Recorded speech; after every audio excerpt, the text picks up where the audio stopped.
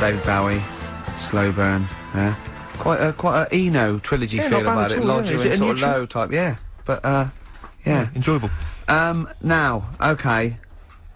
That's stressful, isn't it? I think we've got things working now. We've had people coming in and out, just shaking their head going, shouldn't have bought that desk. But it's all sorted now, I think. And, you notice how it took, about 25 minutes for them to come down as well, though? Do you feel like we're maybe quite low in the pecking order in the building? Definitely. You know, it's like Capital First, Capital Gold. They can shoot off to other sort of pirate stations. People's car radios, then they come back here. Oh, dear. Oh, I had a job at Richard Sounds. Light fitting was buzzing. Now, but we've got, thanks for staying, listening. Right, okay, educating Ricky. What have we got? Airy Chinese kid, go on. Right, yeah, this is the, I didn't want to do this. What do you mean you didn't want to do it? Well, I wanted to give you 3, and I gave you one. It was like the alien man gets a beard or whatever. Yeah, and which was total rubbish, so this one should be better, maybe. Hairy Chinese kid. Right, well, we've talked about hairy people in the past. True enough. Haven't we? Yeah. You know, the little kids who grew up in woods and hung around with wolves and that. Yeah, again, you're confusing it. Yeah, they're not. There were some people that were born very hirsute. They were not the people who were brought up with wolves. You just put that together in your Homer Simpson type mind. Right. Well, this is like a sort of close to that sort of story. Yeah. But the weird thing is, right, Chinese people aren't that hairy as a nation. No, seriously, that's a well-known fact. They don't have that much body hair and stuff. Okay. So this little kid who was born over there, he was like covered in stuff. Was he? And it was only his nose that wasn't hairy. The rest of his body was caked in hair, right? And his hair sort of. What sort of hair was it? Was thick, it thick hair? No, what I mean is, was it sort of like a pony's mane? So he just looked like an Ewok. You know what I mean? Just like hanging down, sort of straight, dark hair. In the picture, it looked like it grows from his eyebrow. It grows from his eyebrows quite thick, and then it just goes all the way over his head. You don't think it was just really long eyebrows that he'd done a comb over? No, it was all over his body. It had a picture of like his back and that. Yeah. And had he styled it? Had he styled it at all? Did he have it in a quiff or? No, it was just hanging all over him. Yeah. And they were like, you know, this is a bit weird. Happening in China, where we're not normally that hairy. That was the scientist speaking there. Yeah. And the local press and that were getting him down, calling him Monkey Boy and all this. Oh. And thinking Chinese press. But the doctor, yeah. Oh, they're cruel, aren't they? It's like those game shows. Well, that's Japanese, isn't it? Yeah. That's cool. Yeah. And the doctor said. I was talking through all that time while we were just like talking to each other then. Because I turned round and I still saw he was talking. So anyway, the local press came in to see the hairy boy, the monkey boy. Yeah, and they were like being tight, taking the mickey out of him, and the doctor said throwing him nuts. Said he's only hairy. Said he's a healthy young kid. The only faults he's got is he's got a little bit of eczema and a boil. And he said everybody should just treat him the same, and I think he grew up a healthy kid. Yeah, so that's the end of the story. That's not a story. Why? But I've got nothing. I don't know what to say to that. So someone in China was born slightly hairier than the rest, and he was normal apart from eczema and a boil. That to me isn't a story.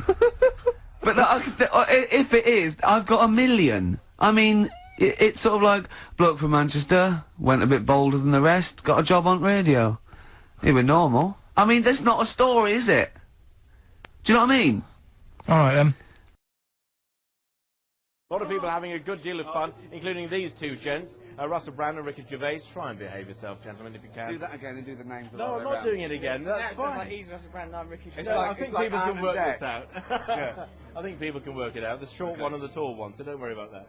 Now, as far as you're concerned, which? I don't know. I haven't worked that out yet. As far as you're concerned, that's his attack. That's his first attack on you, Ricky. Oh, What's he going to say about me? Right. Okay, should we talk about something else now? Yeah, go on. Okay, climate change. All right. Okay. Are you here tonight just to enjoy the content? I'm not here tonight. To do the job. I'm not even here tonight. He is. This is live. This is pre-recorded. Right. Okay. Well, this is all going horribly wrong. You asked us. I know. I'm regretting it now. I'm regretting it now. No, it's a pleasure to be here, and everyone here is an absolute professional. Except him. He's a shambles. Are you drunk? Not yet, not yet. Now, climate change then, you know, is it something that you're interested in, or are you just here for the booze? He's not holding that microphone. Perched. I should tell you what his other hand's doing. All right, no, never mind. Look, it's holding this, so don't worry about that. Don't believe everything you hear from this man. Climate, so I'll ask you, climate change, is it something you think seriously about? You're the preferable one. Right. Imagine that. Someone Yeah, would you've rather talk to you than someone else. This Go is on. quite a mark on your character that he's turned to me. Yeah, I do, of course I care about climate change. Now, as individuals, we can do an awful lot. You, for example, you're going to have to change the way you're living your lifestyle. Don't look all cynical. And how do you know how I live my lifestyle? No, look, the it's idiot. important. It's He like don't care I go about around nothing. killing turtles for a laugh. He does do that. So climate change and my lifestyle. Your lifestyle, particularly the way you turned up here on a jet bike, making women pregnant on his team just for a jolly. That was a vicious rumour. You're like a modern-day Jack the Ripper, you are. Right, thank you. Oh, that's... Oh dear, bring back Keane. Right, okay, but seriously, guys. Okay, no, seriously, Do you really think that this sort of concert makes any difference whatsoever? There's a message out there, climate change. You guys are here having a good time. Everyone else is in the audience. Do you think it's significant? It does make a difference because a lot of the acts were flown in by private jet. So that's added to the emissions no end. Right, okay, so it's a bad thing then. I just want people to let That was Nelson a Mandela joke. go. Yeah, as soon get him as out. get him out. And Maggie. Let Mandela go. And Charlie from Big Brother. Charlie's got to be freed sooner or later, one of these days. Well, yeah, I think if all of us as individuals do the occasional thing, like me now, I can make you happy. Right there. You see, it's made a little difference to the world. By doing small things, we can make a difference. We don't have to do a big All things thing. like him. We don't have to... Yeah, no, I think that's right. I think that's right. I don't clean my teeth now and let the tap run. I don't do that. No, exactly. I don't clean my teeth. I recycle. But I don't. Do you find it hard walking through busy built-up areas now? We have to have a car with blacked-out windows, don't we? And that adds to it. I used to walk Right, well, everywhere. you have to walk everywhere. Go on rollerblades or something. Yeah, now they shout, "Do the dance." To you, which is weird. And I can't do the dance, you know. Of course you can. Go on. I'm not No, really no. off. If it comes to that point, I think it's been a grim afternoon here at Wembley if I find myself doing that dance. Crikey. I think I've actually had enough of all this now. I can't get any sense out of these two at all. Well, listen, thank you for joining us here on Sky News. You've been an absolute pleasure to talk to. Now say the truth. Turn the light off. Back to you in the studio.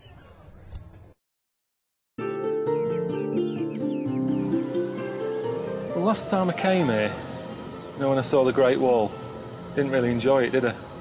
And I got back and I sort of said to a mate where I'd been, and he told me about this place. And I was gutted. I never came here. All this way, never saw it. So it's weird in a way that I've had a second chance. It was like it was meant to be. I think it's in keeping with what we've been doing. You know, travel programme, showing you the world, how others live, little communities and all that. All right. This is it. It's Dwarf Village. It's like this little town that they set up. Dwarves used to get a hard time or something in China, so they set this up, a place where they live and work. They've made it for themselves, everything they want. It's made for being a dwarf. It's ideal. Well, they're all happy. Yeah. Look at the skill of this. I'm doing a little bit of woodwork. Looks amazing. I mean, that's not crap, is it? He's done it all. It's all sort of miniature, look. It's really cosy. And to him, it's massive, isn't it? You can show me around one of your houses. Okay. I haven't been in one of these. Just slow down a little bit. Just hang on a minute. Just hang on. Oh, No, you're not meant to laugh. too small for you. Yeah, I am looking for something a bit bigger. Am I the biggest man who's ever been in it? It's good, isn't it? Too small. Do you know any dwarfs? Yeah. I know one. I know a little dwarf. He's a mate of Ricky's. I don't know what he'd think of this. He's always playing roles as, like, elves and Santa's little helper and all that. So at the end of the day, what's the difference? At least here, they work every day. 2 p.m, showing 7 days a week. Dwarfs at home. They're busy at Christmas. What else are they doing for the rest of the year? There he is.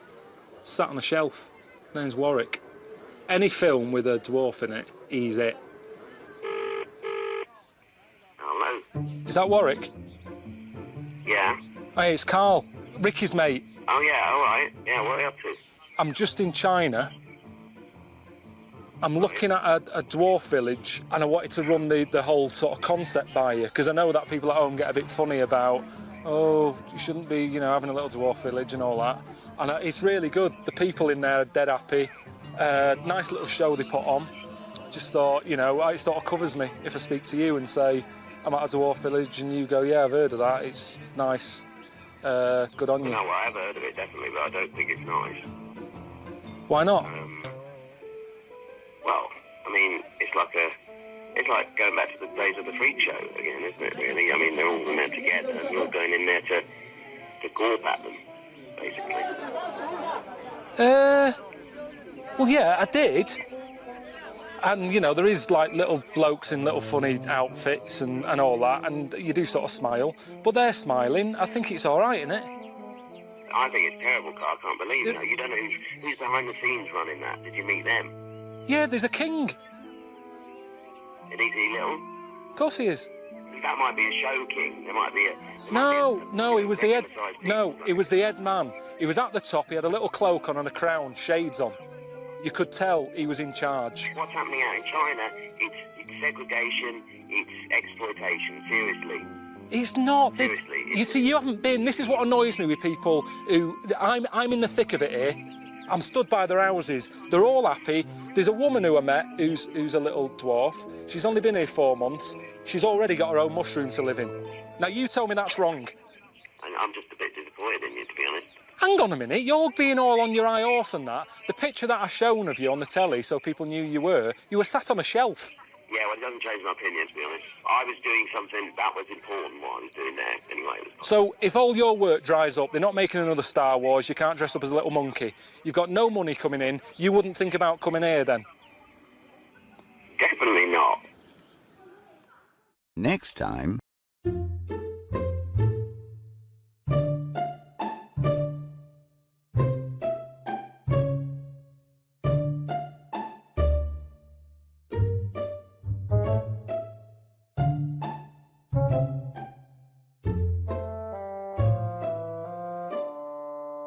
So you do the big topics, you're like happiness, death, and the first one is marriage and sex and women and all of that, and you meet this guy in Nevada. His name's Vinny, and he's a pickup artist.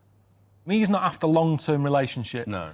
He's after, you know, that every night. But for me, that seems like a nightmare for me. I've never been like that. If you hadn't met Suzanne at that moment, and you had been like this bloke and needing advice about how to meet women? I'd rather not bother. No. It's too much effort.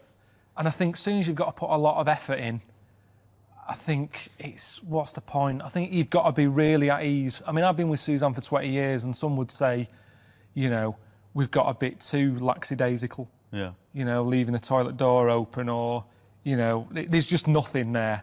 We know each other that well. Do you go to the toilet in front of each other? What I mean is, I don't say I'm going, do you want to come and watch? Right. But what I mean is, I don't bother locking the door and sort of wondering about noises and stuff. Okay. Because we've been together for ages, Right. and we know that's what goes on. Right. I want to read out this bit. In the next page, where you're still talking about this guy, you say, don't get me wrong, the sex thing, it's all right, but I'm not a great believer in going at it all night. Get it done, go to sleep, it's not something you should drag out. I think everything needs to have an end, and if the end seems far away, I never watched Lost for the same reason. Sopranos box set, I really like it, but it's massive. You can have too much. So I'd say do it more often, but quicker. And whenever I go to bed, it's normally because I'm knackered. Do you know what I mean? Yeah. By the time I get up there, and we've got a cat now, so that delays things anyway. So even if it was like, oh, maybe tonight's the night, by the time you've got the cat out and locked up and, you know, we've moved into a house, so there's more doors to check. By the time, and more floors, we're not in a flat, we've got stairs. So by the time you get upstairs, I'm out of breath anyway now. And it's kind of like, oh, right, see you tomorrow, I'm shattered.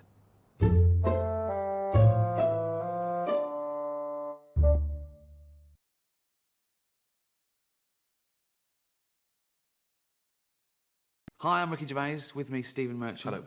Creators, writers, directors, star. of The Office. If you're a fan of that show... Who isn't? Yeah, then you've got a treat coming up because it's the entire first series... Well, if they're a fan, Rick, then they will have already bought the DVD and already seen the show. Oh, no. Wait, let me finish. It's the entire first series, but with extra bits. We've got interviews of people, it's a retrospective, people talking about it, A-listers, chatting about why they think The Office is genius. Not my words, I do think it's brilliant. Yeah. Do you know my favourite thing in The Office? Go on. You? Thought as much, Yeah. When I first saw The Office, I was struck by how original it was on a bunch of different levels. And I think upon first viewing, I thought, that's really great. And then upon my 38th viewing, realized how genius it was. My first impression of The Office was that it was a masterpiece. And unfortunately, as time passed by, nothing interfered with that glow. It was so fresh and new in terms of the style, and for me, it reminded me of a style of humor that I think in Spinal Tap, Chris Guest and those guys created. I saw that show and I was like, this is incredible. When I first saw The Office, I thought, finally, there's something funny being done in the world. I think the thing that I was most struck by is how original a character David Brent was. Timothy! Hello. All right. Have a quick word. Sure. Old office. Walk this way. Always start with a joke. I've never seen a character in a movie or in television who is that obsessed with what people think of him. And I think a lot of the comedy comes from that. He's got way too much self-awareness, but way too little real self-awareness. His self-image is, I'm the boss, but because I'm really funny, and I'm a really funny bloke, I'm also immensely popular.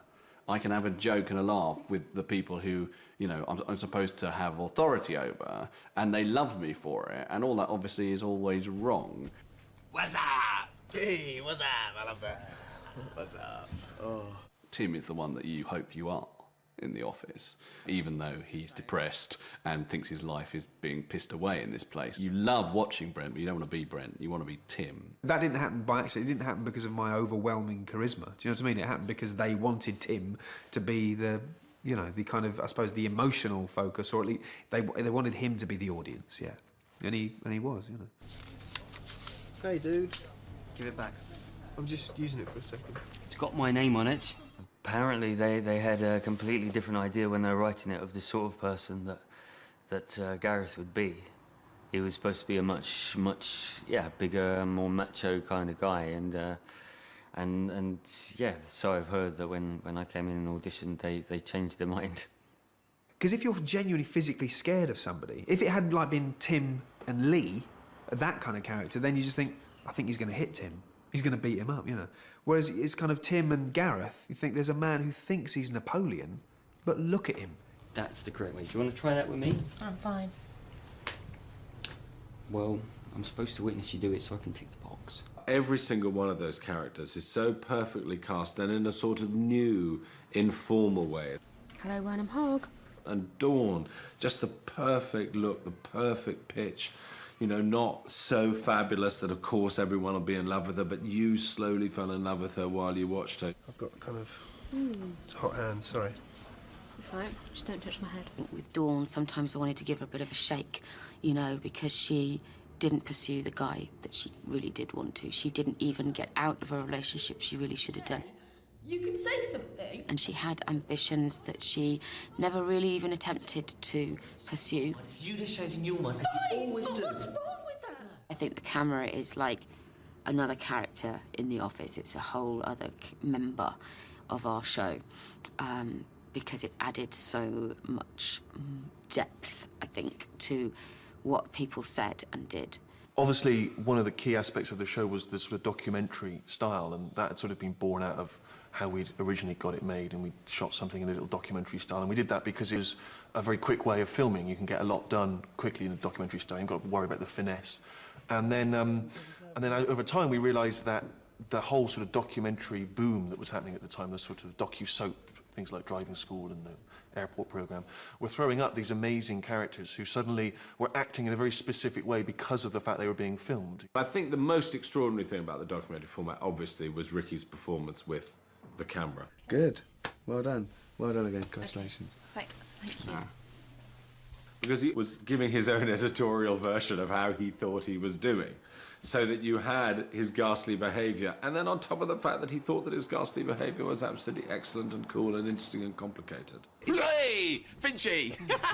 Finchy comes in a ball of horrendous energy, you know, saying the crassest things, and Tim is able to go, you getting this? This is what I have every day of my life, you know.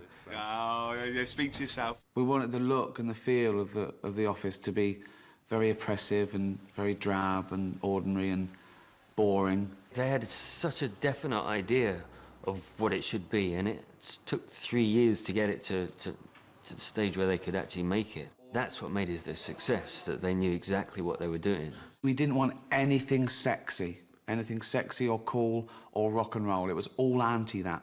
The opening titles, they just blew me away. I remember first time I saw it. The things you're seeing are so dull and grey, but it's shot in this incredibly cinematic way. And the slow pans and the low shot looking up at that horrible building. It makes it look epic, and the music is very epic, but what you're looking at is unimaginably dull. There's no doubt about what this is about. One of the first things that Ricky ever did as the David Brent character, he had a couple of scenarios in his head that used to play out for me when we worked together. One of which was his character, his sort of seedy boss character, interviewing a woman and his slightly lascivious, lecherous manner, which is actually something we downplayed in Brent. Brent, in the original form, was a lot more seedy, perhaps, than he later became. But certainly that scene where he's interviewing the girl... It showed another side of David Brent, because he didn't really know how to act. Right. The interview. See what we've got here. Karen Roper. Curriculum vitae. Brent doesn't think that that's creepy. He thinks that's romantic. He thinks he's a bit of a Lothario. He's thinking he's setting the mood for love. He doesn't think this is seedy or anything, does he? So he thinks she's going to go, you're the most interesting man I've ever met. And you're handsome with your little beard. One of the things is it's a great physical performance by Ricky. You know, I mean, obviously the gestures have now become slightly over well known, the tie and the looks to camera. But he does sometimes, every so often, he will do bigger stuff. No. Dave, oh, I'll do. Can you give us a ring, please? Go away.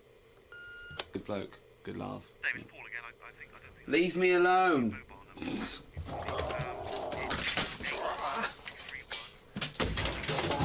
fine. It's fine, that one.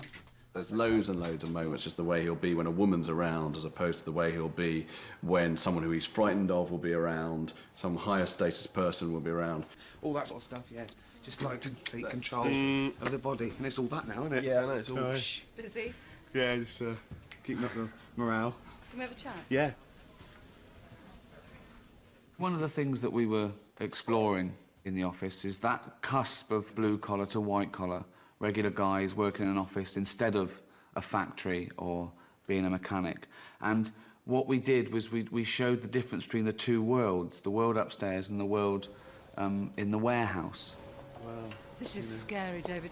Don't tie any more cash up in stock unless you have to. Please. I'm sure you could lose more people from down here. Who's the foreman?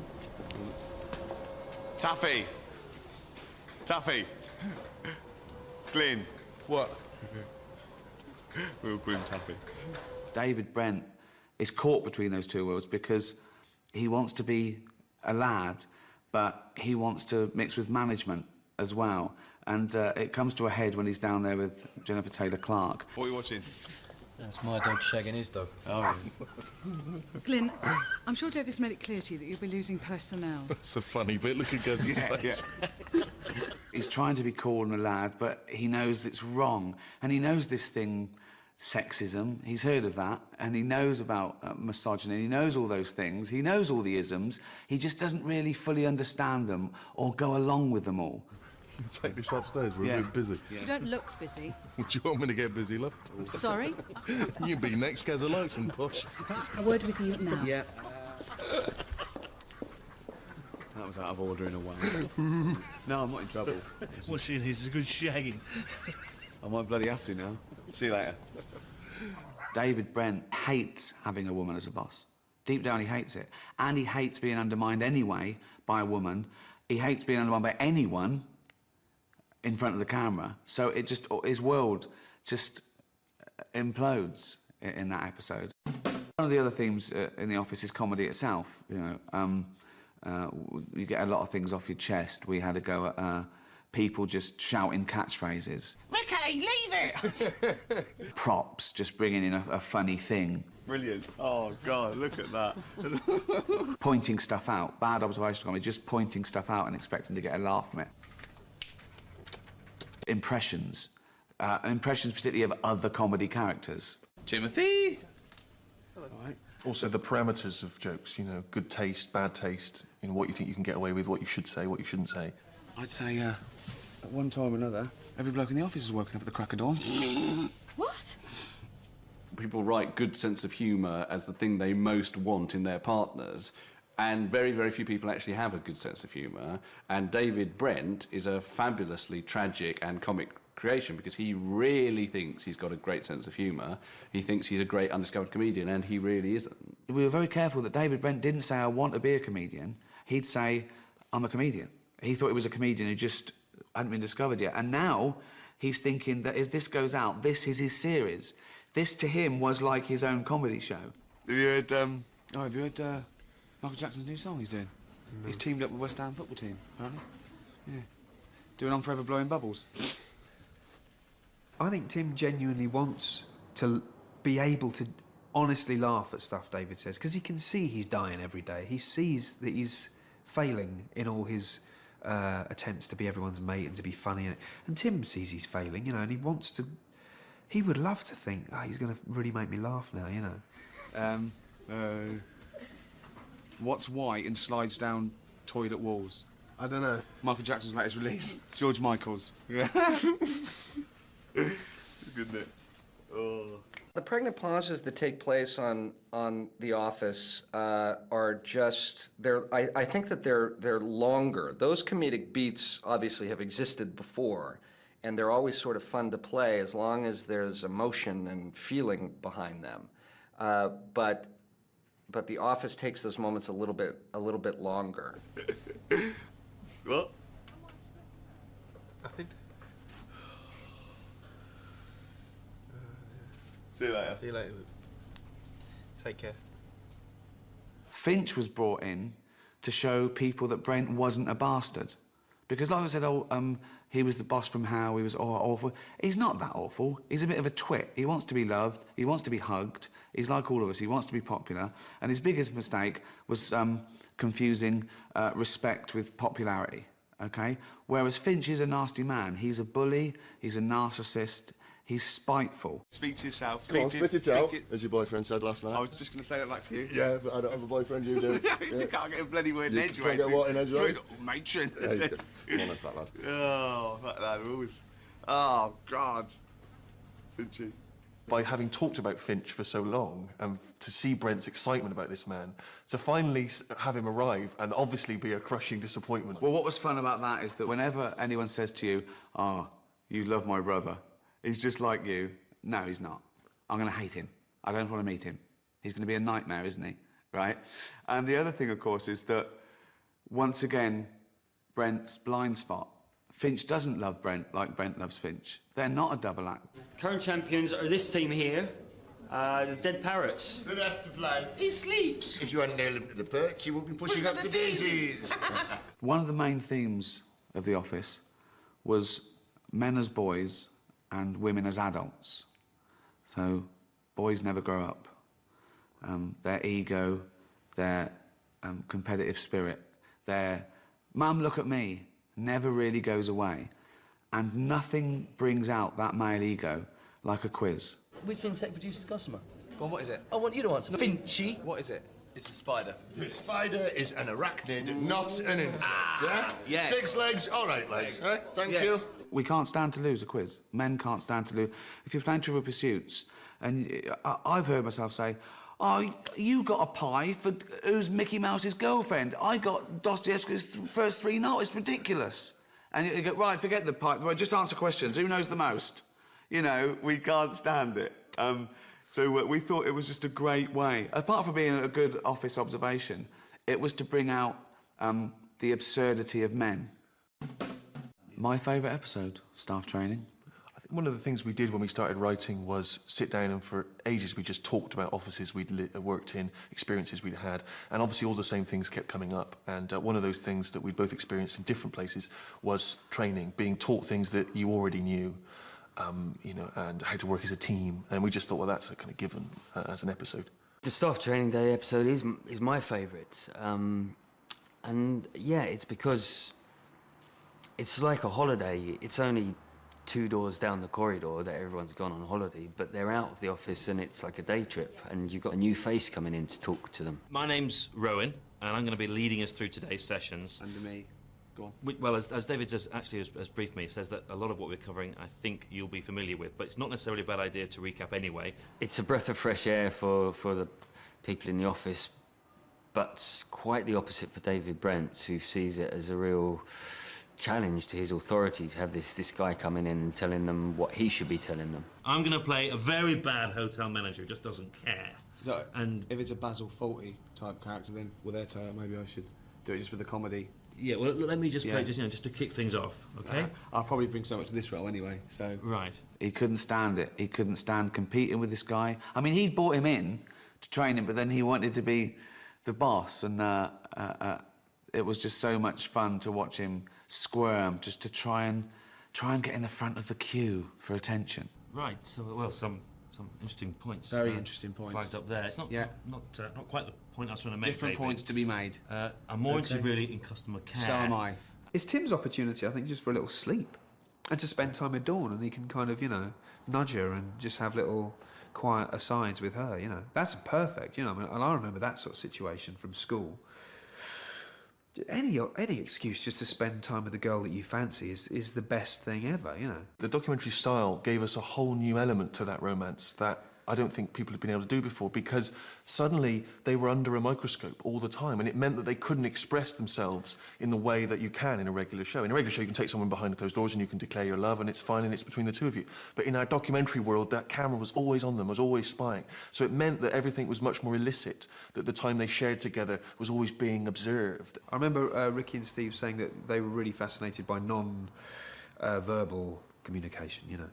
And just how body language is however much % of our communication, you know, but it's a big one. It's a big percentage of it, and it's kind of the most important telling stuff. That feels nice, actually. Doing that with the nails. Shh. When are you going out then? End of the week When drink. are you going out then? Well, tonight, hopefully, I thought. Hi. mate. Hi. That's real. I've got kind of hot hands, sorry. Right, just don't touch my head. Oh, that way. Ooh! Yeah, I know. Like that. Yeah.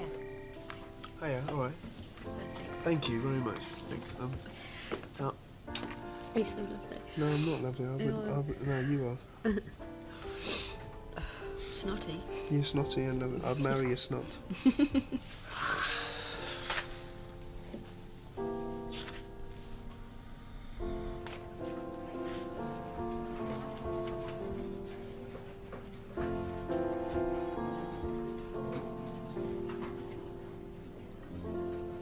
I think if I were a viewer, I would have enjoyed watching Tim and Dawn and their journey because it didn't seem implausible and it didn't seem unreachable. They made it feel as if you could have these little things inside you, these little stories that can come out, rather than it being this glossy Hollywood love story where they all end up brilliantly happy, but everyone's unbelievably rich and beautiful and in, you know, sunny lands, and it doesn't feel like where we are, you know what I mean? And so I think I would have enjoyed seeing it play out. For someone like me, the romantic drama, particularly of the great Christmas special, you know, is one of the great romantic comedies of all time, one of the great romantic stories of all time. I mean, I think the very best sitcoms have had profound things at the bottom of them. I suppose that's what makes them good. All of my favourite shows have always had a sort of romantic strand in them, whether it be Northern Exposure or Moonlighting or Friends. And I think it's one of the reasons, one of the things we liked is the kind of soap opera feel that the best of those shows have. You know, soap opera not being a sort of a damning phrase at all, that actually there's something about watching from week to week and building an understanding of that world and caring about those characters that's very unique to television. And a lot of British comedies don't seem to do that enough, and it seems strange. You know, you're coming week after week, so you can draw people in, and so we were very keen to have that romantic thread, because we knew if we just kept going, it would just become the sort of beating heart of the show in a way. The supporting cast were actors, but sometimes it just said in the script, man one, woman one. And we gave them all names anyway, just in case it popped up, because we wanted that realism. They came in every day, they were sat in their seats, and they'd really be typing. And then one thing in the script said, someone leaves a message on his answer phone, and it was Ewan, and he was just cracking us up. Hello, you're through to Keith. I will be at training all day today. Please call me or leave a message and I will call you tomorrow. One of our pet hates was exposition, where someone walks into a room and goes, Jonathan, you know your sister, the one that went to the Gambia, who's a doctor? Yeah. But we found out that we could do that with Keith because of his strange laconic tone. He could remind the audience what had happened and what was embarrassing. So it was funny anyway, but for people who'd forgotten, oh yeah. So you resigned then? Yeah, I've just got to hand him a notice, make it official. You know. You embarrassed yourself and all, didn't you, asking Dawn out? No, I didn't ask her out. That was... Why does everyone think... It was as a friend, right, okay? It was just as a friend. You see, it ended with me taking a bite into the Scotch egg. We're talking about watching peak practice. Boring, isn't it? Just staying in watching peak practice with your life. Yeah. Not for me, I like it. I'll just stay... That was so good. That was so good. Something would put us off or something would go and one of us would always kind of crack and lose it. And we just couldn't get it right. We got through 3 or 4 Scotch eggs and eventually they had to give me ones back that had a bite taken out of them because they didn't have enough bought for the number of takes it took. So a couple of times I had to disguise a bite that had already been taken out and go in again. Boring, isn't it? Just staying in, watching peak practice with your life. Yeah, it is. Not for me, I like it. Yeah, I just stayed in, had a big... It was one of the 400,000 scenes that we couldn't do in under 4 hours because it was just a lot of laughing, you know. I was the worst corpser of all. Yeah, I mean, it's strange because my job is to try and make people laugh for my own amusement, but sometimes that goes wrong and I can see fear in their face. Or I found myself funny and I'd laugh and ruin a take. Also, even if you've written the lines, if they're funny, I still laugh. What's the difference? A dwarf is someone who has disproportionately short arms and legs. I'm so sorry. What's the difference? A dwarf is someone Fucking hell! You can't help corpsing. You can't help. You can help putting people off and making them corpse. But if someone's finding something funny, you know, I celebrate that, really. I thought I found a lump. I examine myself regularly. I get checked out. It's fine, but terrifying. Testicular cancer. Cancer of them old testicles. What's that? Oh, God, that was a great one. We'll do it again. Please. We'll do it again. Damn. Steve came over once in the office and said, Rick, it's like making your own TV show isn't interesting enough for you. You've got to have other things going on. And so, I do, you know, I multitask. I try and get something in the can, and I try and ruin the take for my own amusement. Action. 9.99 pure silk, so I had to snap it up. Okay. He can't stand to do the same take twice.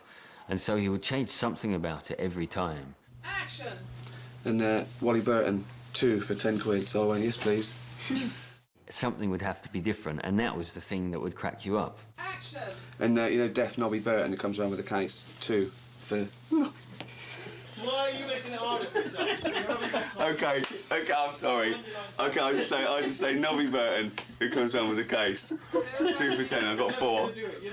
I think sometimes he'll improvise an idea that will amuse him and that will amuse someone else. And now Ricky thinks, right, OK, I've got them now. And then he will just keep going. He just thinks, well, this, for my own amusement, even though we're making a TV show, the clock's ticking, we're losing money, and we've got to get it on BBC Two, he's thinking, no. That probably contributed to making it so funny as well, because it was so fresh. Each one of those takes that finally got into the series was unique. I've only just reached a point where I can watch it now and enjoy it and not really be thinking about how it was made or what he was doing that day that was terribly annoying. Now I start to see it, I think, for the first time as audiences do, and I can't remember some of the episodes, I can't remember some of the scripts. Jokes amuse me now for the first time, and so I've just got to a point where I can sort of see it and enjoy it.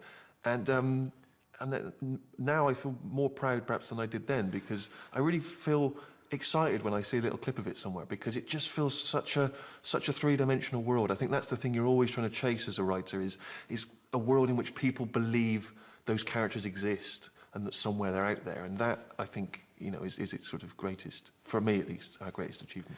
Yeah, I mean, I've only got fond memories of everything from meeting Steve to Thanks, mate.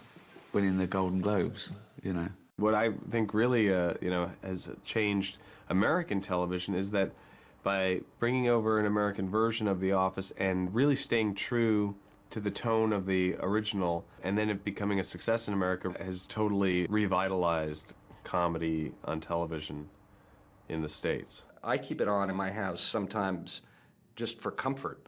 I just keep it on. I'm not even necessarily watching it. I'm just sort of listening to it because I find it comforting to... That sounds weird. Yeah, I keep my pants on.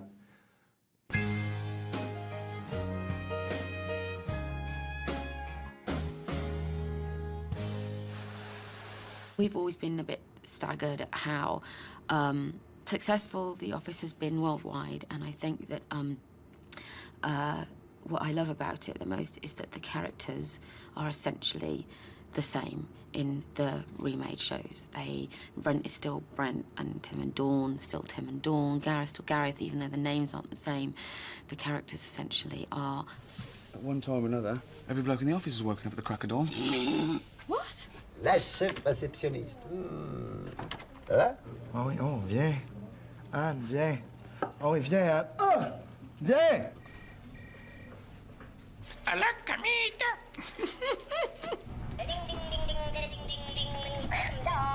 Put my stapler inside a jelly again. That's the third time he's done it. It wasn't even funny the first time. Il est chiant, il arrête pas de me mettre du fromage partout dans mes affaires. Pero mire, pero ¿cómo voy a desperdiciar comida, hombre, por Dios? ¿Pero cuánta gente puede alimentar? I thought I found a lump. Realmente me encontré un poro de una cuestión re fea. Cancer des testicules. Une peau de testicule. C'est quoi? It's a bit of brie. What, from down there? See you later. I look back and there was that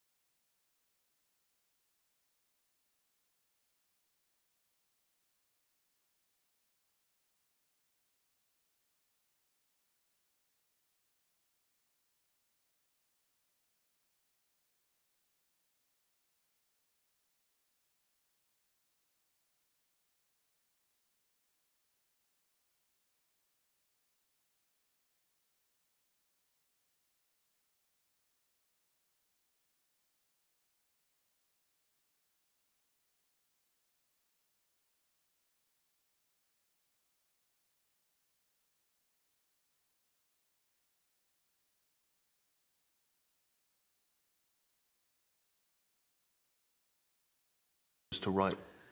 Honestly, was to write and be involved with a sitcom that would be thought of, you know, fondly and possibly even amongst, you know, the sort of much loved sitcoms. And I feel like to some degree we've achieved that. And so now I don't know what I'm doing with the rest of my life. Now I've got to sort of recalibrate my expectations. Now I'm just filling up the hours before I die. That's why I'm here today. But that's not gloomy, is it? Well, you got voiceover work, though, haven't you? I've got some voiceover work, yeah. Yeah, that's some voiceover work. Barclays.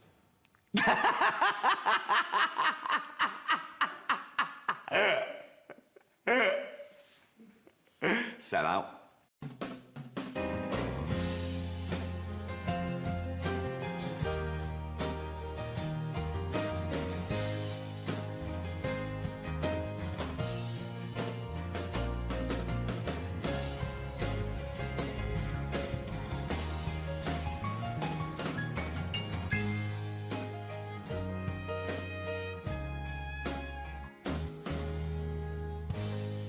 This is the worst part of my job. Now, I went to Brazil during carnival time. I had a whale of a time. I really enjoyed myself. Great. It's lively, it's vibrant, loads going on, people are in good spirits, colour, energy. Nothing but whinging. No, because I don't like, you know, the carnival and the block parties. It's all parties for me. I've never liked them anyway. I've never really had them. I've never had a birthday party. When I see them, you know, like that advert for Iceland supermarket. Yeah. You see Kerry Katona and Christopher Biggins have a vol au vent.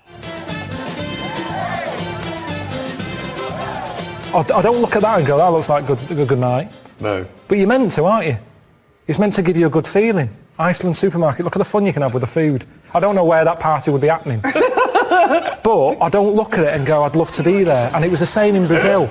I don't like false fun. That's what it is, false fun. Yeah. I don't like it when people organise stuff. Come round Thursday. Come round and have a drink and a chat. I don't know how I feel on Thursday. But you'd never get anything done if you didn't have a bit of planning. No, because you just, you go with it. It's good. Because you could go up to somebody and go, fancy coming round tonight? I've got some beers in, have a chat. Oh, I wish you'd have said, I'm going to a party. No, you're not. No, you're not. What? Because there isn't such thing as planning. I'm just in the mood, I'm walking down the street. Okay. I see you. Yeah. Fancy coming round tonight? No. Why not? I need more notice than that, really. Why? I left a chicken out. It goes off tomorrow. And I go along, all right, Steve, you coming round tonight? He's having chicken with me. Well, no, but I didn't know that because we hadn't arranged that. Yeah, you hadn't so arranged I got it. something going on, Rick. Sorry. Oh, sorry. Yeah. I can't eat a whole chicken. Do you want a chicken? Okay. And there you go, you see. So my night is better than yours. I'm eating your chicken. I'm having a free night out here because there was no planning going on and I'm getting a free night of chicken. What? Now, imagine if on the Wednesday before you went... What day is it now? What day was today? Tuesday. So Tuesday, we're all walking down the street. I always get emails from people going, are you coming out next week? I don't know. I don't know. You don't know. I don't like it. Long term. No. Do you know what? It's a good job I wasn't born gay because I don't know what I'd do. Why not? If you're gay, you'll be loving it, won't you? I wouldn't. Yeah. I don't think I'm suited to it. Why? Just the lifestyle. Well, what do you mean the parties lifestyle? and stuff. Because the lifestyle, the way they walk about over there showing off, being quite a Okay, part of the you body. wake up gay tomorrow. What's the first thing you do? Do you get a boyfriend or do you play the field? I think you play the field. Yeah, are you going to talk the same? Yeah, maybe in time. I suppose things rub off. If I'm knocking about with John Inmans of the world, I'm probably going to start maybe a little sort of... give me something to say. Oh, hello, I haven't seen you for ages. Right, so it'd be a bit different. Maybe oh, hello. Right, I haven't seen you for ages. It'd be little things like that and people would suddenly go, you met Karl recently, sounds different. Or So you go home, your dad goes, all right, so how's it going? Been doing any DIY recently? Oh, hello, Dad. I haven't been there for a bit. Oh, what are you talking like that for, Karl? How's Suzanne? I'm not with her anymore. This is pointless because it's not the life I would choose. Okay, but you've woken up gay. But I wouldn't believe it then. I'd just go, oh, I feel a bit happier today, don't know why. No, but then you start going, you go down, you buy a gay magazine, you're flicking through, you're looking at more cock than you've ever seen before in your life, and you're loving it. You look down, something's happened. What do you do next? I just wouldn't look at that magazine again. No, you're loving it. You go, oh, I can't believe I haven't seen this magazine before. Yeah, but I've seen knobs before. Have you? Yeah. Where? You see knobs all the time. Where? In gyms and that. And don't say you don't look, because you do when you're in a gym. Because it's there. What and is? If you don't look, if you're going like that, that's more of a worry. If you're not happy looking a knob in the face, there's something wrong. You should be comfortable with it. Just there you go. It's a good rule of thumb. It's more attitude, it's more Keep it mood. real. Yeah, exactly. You don't Yeah. hang up on the script. Hi, Ricky Gervais, Stephen Merchant, and Warwick Davis on the set of our... That's fine. Hey, but I'm just doing something. That's fine. Oh, sorry. On the set of our sitcom Life's Too Short. Just a little bit. It's fine, it's just for a press It's really launch. important, okay? Coming soon to BBC Two. It's sort of like a cross between The Office and Extras, really. It's a fake documentary and a backdrop to sort of media and... Anyway, I don't want to spoil it, but yeah, coming soon. 2 skim milk lattes. Thank you. Stephen. Cheers, man.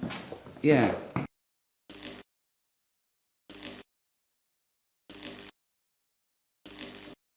How did you meet your girlfriend? Through work.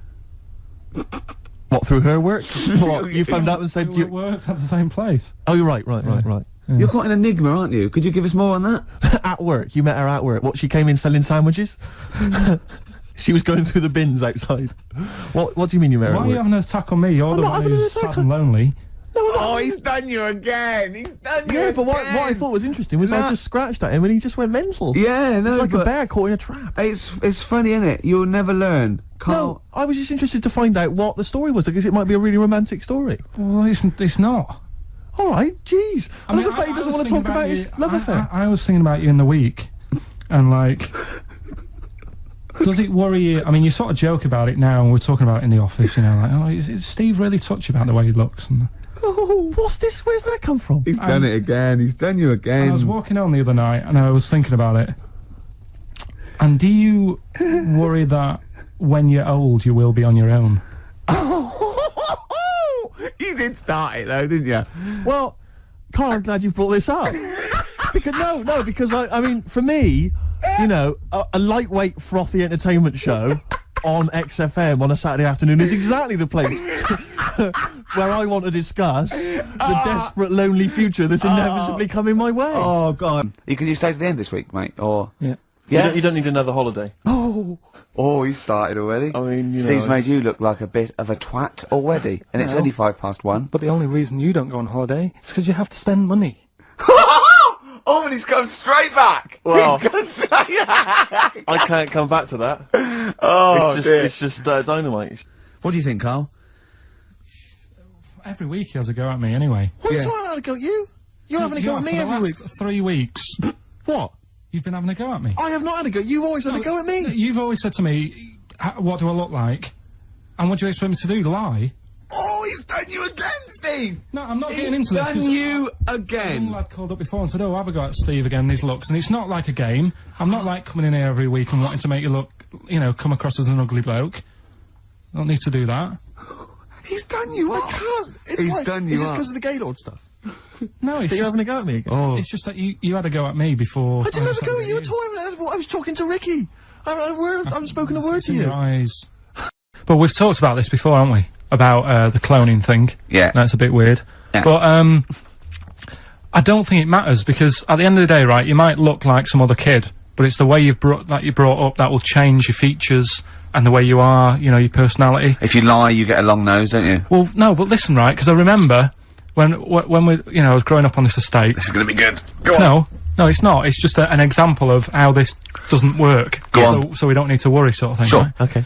So growing up on this estate, and there was this woman about 4 houses down, right, who's a bit rough. All right. Didn't fancy her. Oh God, no. Right, but she had a Why? baby. Well, tell me about her first. I'm interested in this woman. Why was she? It was a Does very. it look like a man in a I dress? mean, I didn't grow up in a posh house or anything, and I'm not saying that if you live in a bit of a rough house, you're a bad person. What does she look like? But anyone can Tattoos? clean up. Look like Tony Green with a fag on. They didn't clean up much, right? Oh. Which even if you've not got a lot of money, you can still try and make a Get some place look gif. nice. Yeah. Right? But she didn't, and a kid used to take a horse into the house. Sorry. Whoa, whoa, whoa, Yeah. whoa, Neddy. What do you mean a kid used to take a horse into the house? Where did he believe get it, a right? horse? Must have nicked it from somewhere. Must have done. You've seen a horse in it? No. What, is that from outside the saloon round the corner? Yeah, was it just tied up with a bit of... Right? And, oh, that's great. I'd Did been Big out. Jake come looking Exactly. for it? I'd been out. Oh. Nicked Right, away. sorry, let me get this. This was before the lynching stopped or after. Where did he get a horse from? What do you mean he must have nicked it? His mum said, where'd you get that from? I bought it. All right, then. But keep it out of the kitchen. I don't want you going Catlin rustling. Where did he get a horse from, Carl? And how long did he have it for? Was he leading it or riding it? Mum, open the door, I can't stop! I can't stop it. Open the patio door as well, I'll be... Looks like we got us a runaway. What do you mean? I don't know, but the thing is, they couldn't afford to buy one because they're not cheap. So I'm just guessing. Maybe that's wrong of me. But I think... He had a horse? Yeah, right. So that's why the family didn't have any money, they'd spend it on the horse. No, I don't think, that's what I'm saying. I don't think they would have bought it. So anyway... Yeah, it's wise to whisper, Carl, in case they're listening.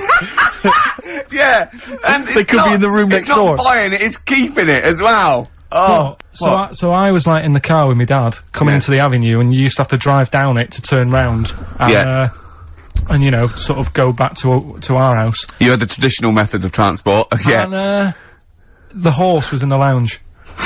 Reading a paper. Just like walking around. Oh God!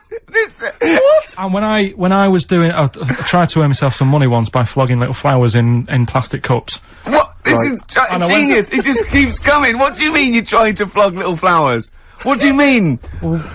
Let's play a record. Let's play a record and come back to this, because this story's going to just unravel and unravel. It's going to go on for hours. Let's play a track, deeper Carl. and deeper. It's Yeah, like come an on, Carl. onion, isn't it? We've created a whole world here where there's a man living with a horse. Just walking around the lounge. I mean, I come from the West Country, I've never heard anything like that. I just think of a big sort of like orange carpet and a rediffusion telly and this horse going, I'm fed up in here. Exactly. This is really... I am not taking the rubbish out again. Yeah. Right, play a record. Let's have Velvet Underground. We've got that lined up. Oh, yeah, the classic from the first album, I'm Waiting for the Man. Let's come back to the horse in a second. Little flowers in pots. What do you mean? Classic first album, Velvet Underground and Nico, which apparently peaked at a disappointing 171 in the US charts. Think of that. And that's obviously Lou Reed, the Velvet Underground, and Waiting for the Man. Yeah, great track. So, we were talking, we were doing White Van Man, and, we got onto, genetically modified babies, but and somehow then Carl started telling a story about someone with a horse, and then he got onto, he was trying to make money selling flowers. Just do the flowers briefly. Well, hang on, I just want to recap slightly. So there was a family, and who had the horse in the family?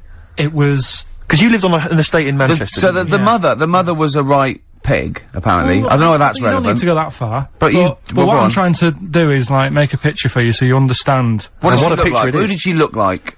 Bit of a... and no disrespect to her.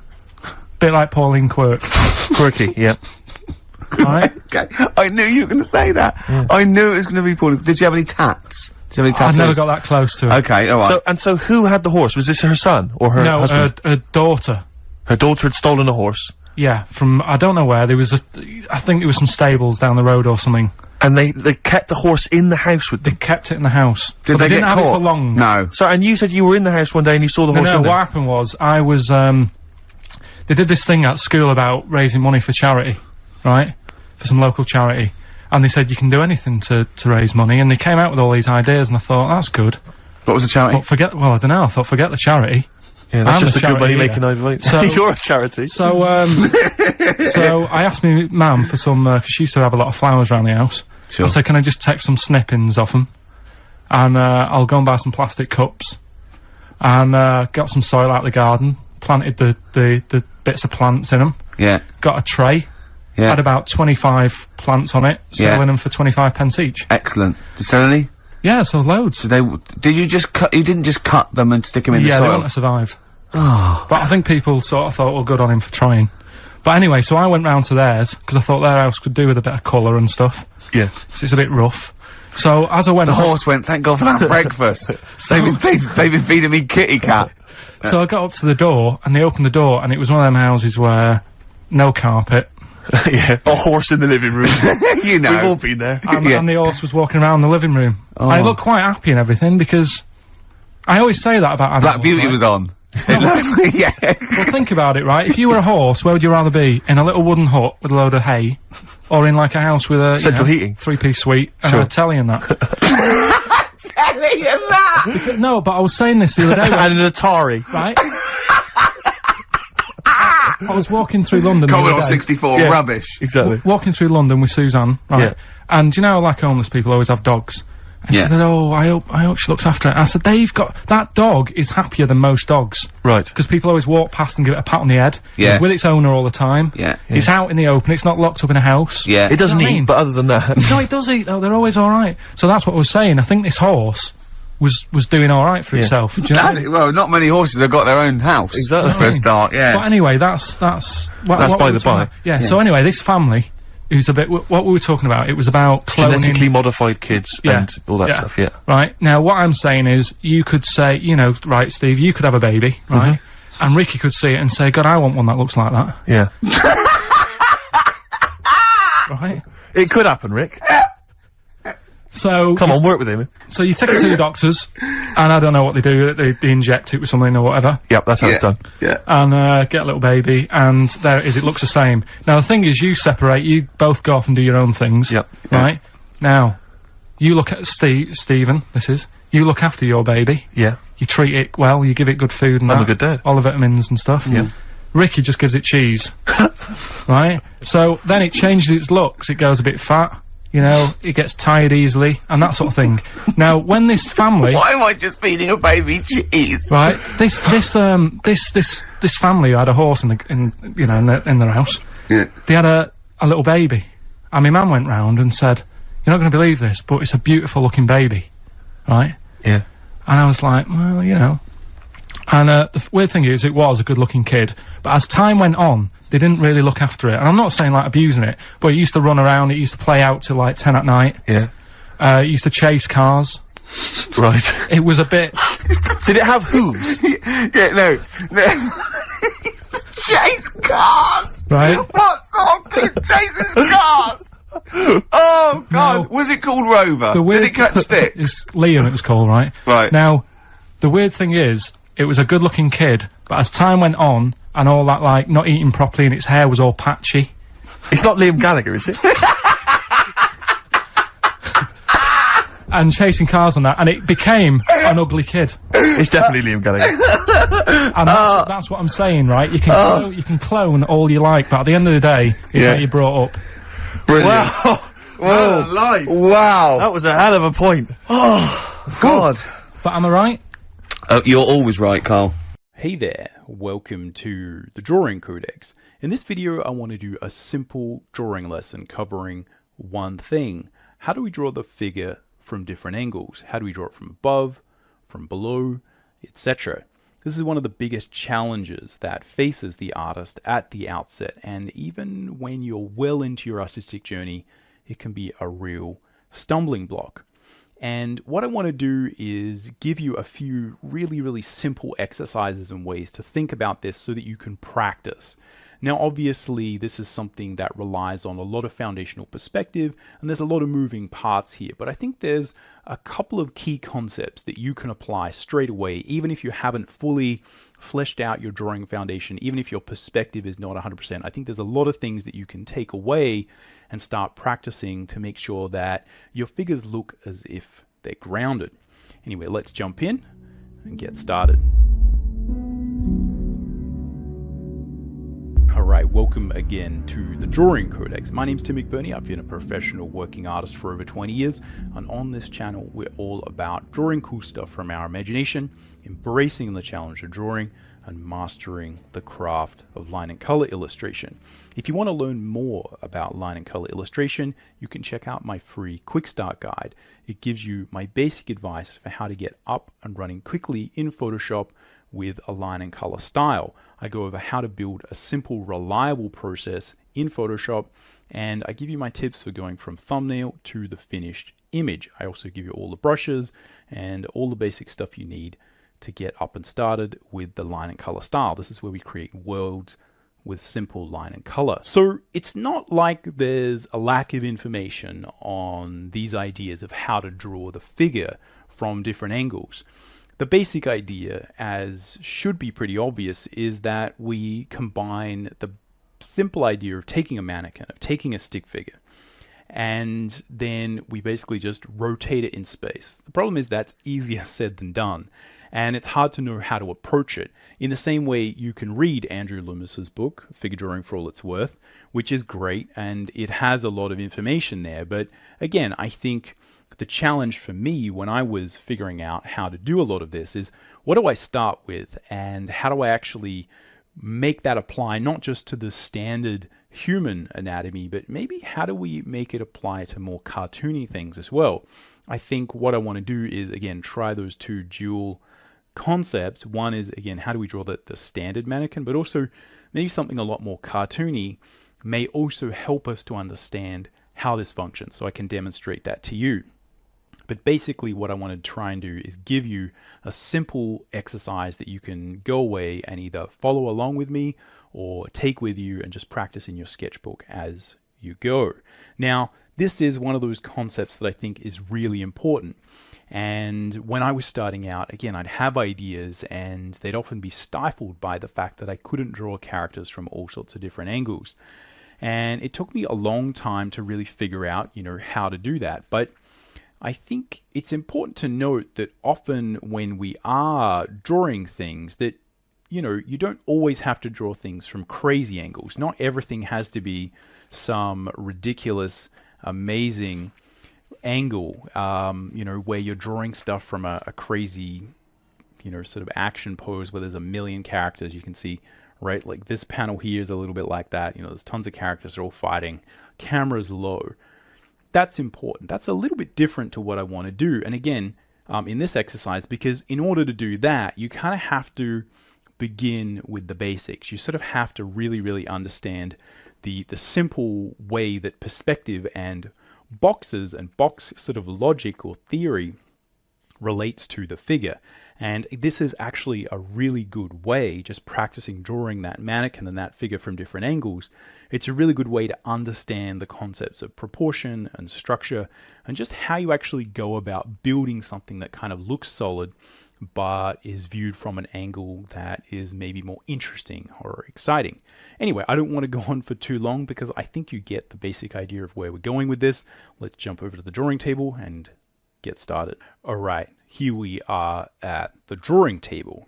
Now, as I said, in most cases when you're drawing comics, you are working within a fairly limited framework of poses and things that you need to create, that you need to kind of make real from your imagination or from the script.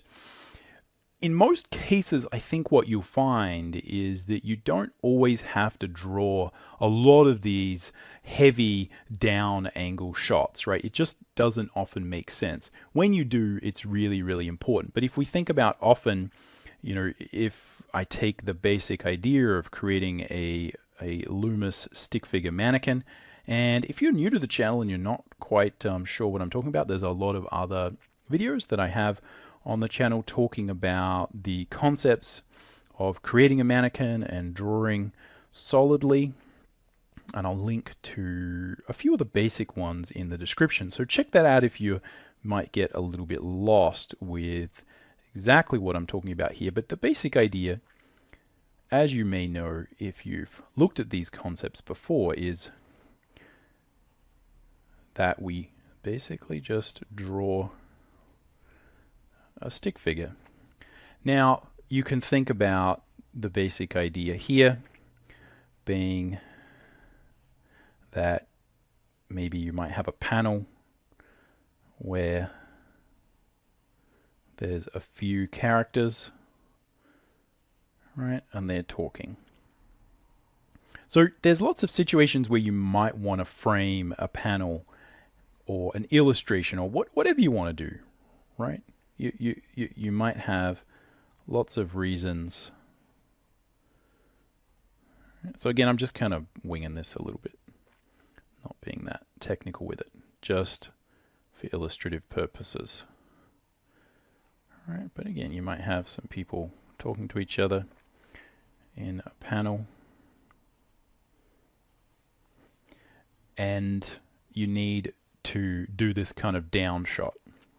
Now, that's useful, but in my experience, most of the time what you want to do is see faces and make sure that the posing is sort of clear.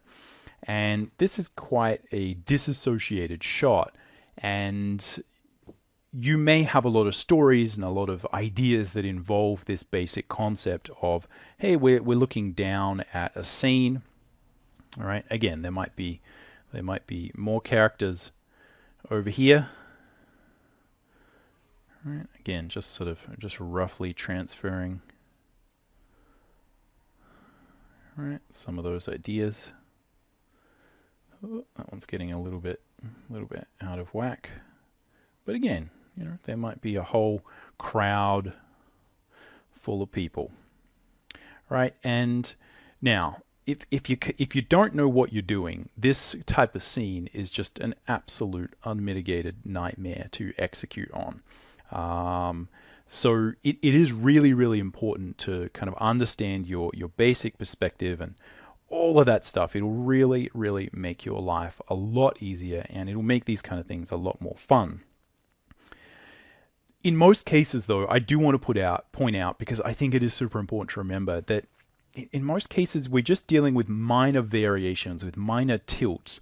So, and this is just my experience, but again, this is just practical advice if you're thinking about this. Often this is the thing that terrifies me, right? I wake up in a cold sweat as a young artist, sort of thinking about, please don't make me draw this kind of scene because it's just too hard. But what I found in most cases is that, there's a couple of things, right? You can see this scene is a little bit like that. We've got a few characters kind of from above. But the idea of having to draw extensive scenes where, there's all these sort of dynamic angles, maybe in superhero comics there might be a little bit more of that. But in most cases we're dealing with looking at faces and fairly simple shots, which is very, very similar to what you would look at in a film.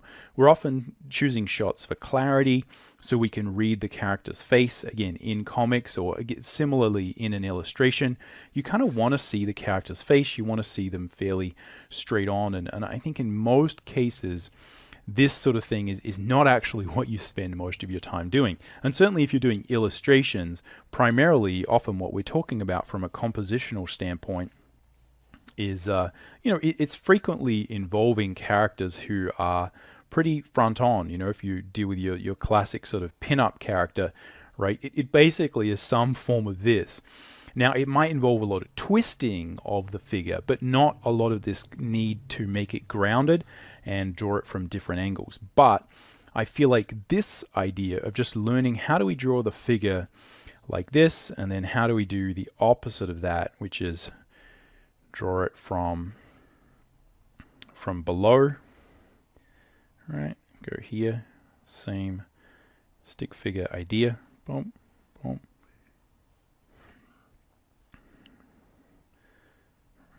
Got a head there, right?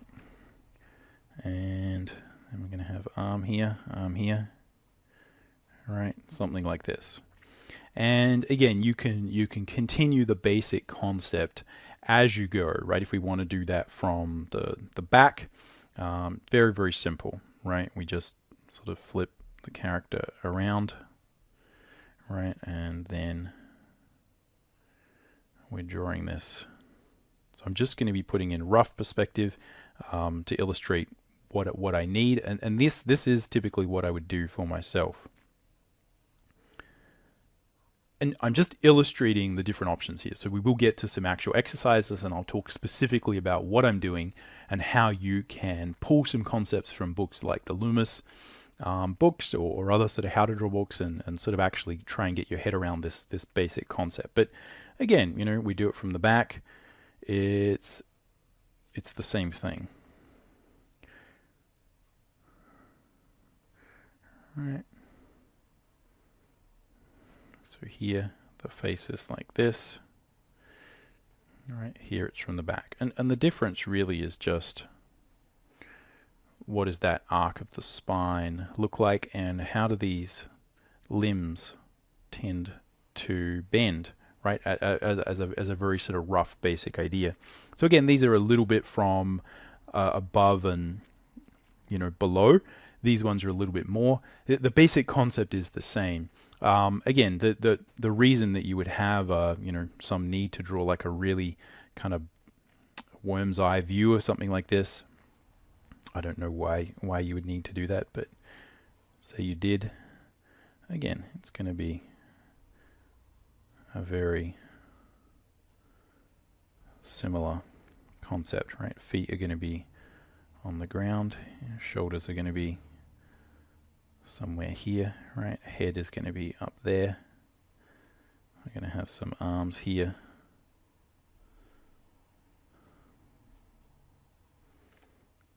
Right. So again, sorry that guy's got a little bit squished, but again, it's the same idea. It's just a matter of how much exaggeration is there on this perspective grid, if that makes sense. Let's see if we can do better on that head. All right. See if we can find the form of that torso a little bit. Head goes there. Yeah, might look, that's a little bit better.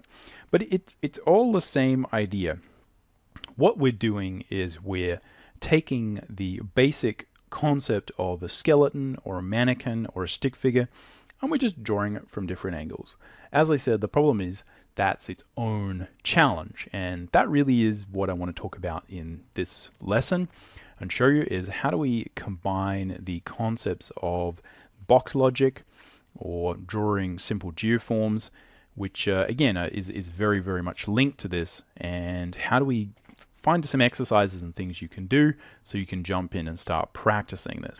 Alright, so if we look at the pages that you might find in a traditional drawing book that are going to be related to this concept, it's often at the beginning, and it's where we link up concepts of perspective. So you can see here some great illustrations of how the concepts of proportion and perspective and just lining things up are going to work in 3 dimensions. So this is really what we're dealing with, is the idea that if we understand the basic proportions of the mannequin, which you can find in some of the additional videos I've got that I'll link below so you can check those out. But again, I'll go over them super quickly in this video so you can just jump in if you need. And then it's just simply a matter of understanding how perspective works. A lot of it does involve this simple concept of thinking of a plane and how we derive some simple proportion from that plane. Alright, so the task is pretty simple. What we need to do and what is good to practice is just practice drawing space or a line that your character is going to occupy. And what we want to do is find these proportional markers. The one that I think is the most important to find and the one that you can practice finding is the halfway mark. And that essentially is going to divide the character around about the bottom of the pelvis or at the crotch area. This will also line up with the base of the hand. And this is a really, really important marker because, again, it basically divides the legs from the top of the figure. And this really is one of the major things that you're trying to do. So what you can practice doing is drawing that character in 2 dimensions. And then you can practice drawing them in 3 dimensions. Now, once you get a feel for the proportional division, it's a lot easier to add dimension. So if we, and again, I'm just going to be fairly rough with this, so apologies if some of these lines don't match up. I won't do this with a ruler because it's a little bit easier to just kind of see when we're doing it by hand, but some of these lines might not match up. The more accurate you can be with this, the better, and I'd say if you study your basic perspective with a ruler, it'll really help you to make sure you're not making errors based on simple errors of the hand, let's say. But either way, it's important to understand how accurate you need to be with these lines. So even if you're not using a ruler, you have to understand how likely are you to gauge proportion in 2 dimensions. If you're having trouble doing it in 2 dimensions, then it's very tricky for you to just magically turn that into 3 dimensions. So just remember that. the first thing we're going to do is just figure out how do we draw that character in 2 dimensions, and we're going to divide the mannequin up into 1 proportion and 2 proportions. As I said, basically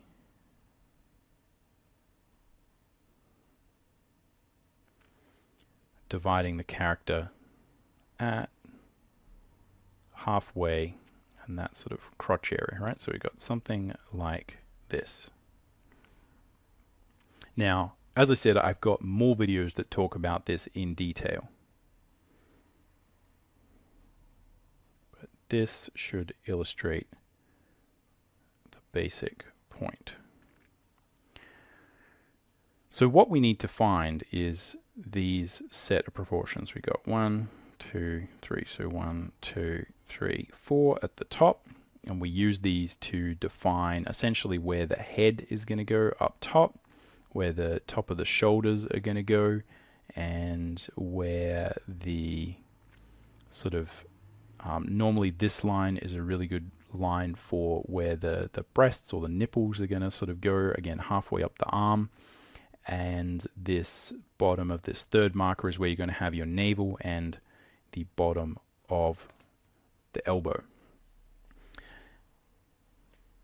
Down below, we're going to again divide this second proportion in half, and we've got 1, 2. The top is going to be the top of the legs, and the second one is the bottom of the legs.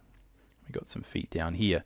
We then know that the hand is probably going to come a little bit above the knee, normally 1 hand length above the knee, somewhere again around there. And that's the simple 2-dimensional proportion. Again, what we're doing is just making a stick figure out of this concept here. So this is where just, potentially copying these things or studying these or having some, you print out a version of this on your, computer or something like that, and print it out, stick it up on the wall. It really helps to kind of make sure this stuff is fully imprinted into your memory. So it's important here that we find this halfway point. This division is really, really going to help. And again, you can fully study the figure, you can fully study all of these, but this is really the first exercise that I think you should apply. And this is the primary exercise that I think will really, really help you to just understand how to draw the figure from different angles. So in this case, if we transfer that proportion, right, so I'm sort of drawing it as a plane here, but this is just roughly to kind of illustrate things. Now I can guesstimate roughly where halfway up there is. But this is what we're dealing with when, all right, we can divide that up. All right, we can divide that up. This is where thinking about those proportions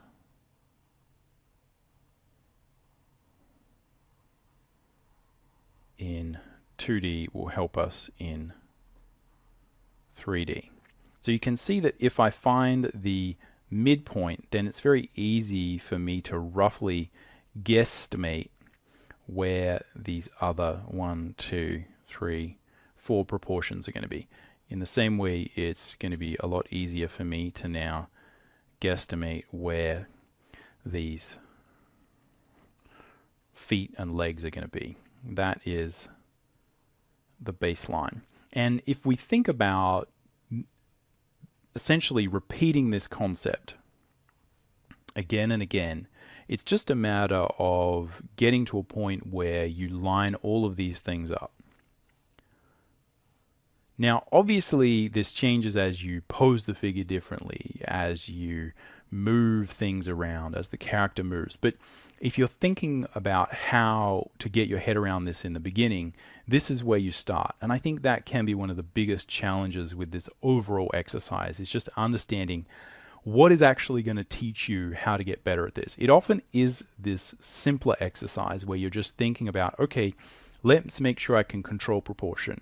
as I just adjust the figure and draw it from a slightly different angle, right? So if we take a simple, got a little sort of toy here that'll sort of help us understand this, just start by rotating the figure a little bit, right? Just start by trying to draw it from a little bit of an angle there, and then maybe you can draw it from an angle that's slightly below, and then you can maybe try draw it from behind, etc., etc. Just ratchet up the complexity a little bit by bit. That's one of the things that will really, really help you.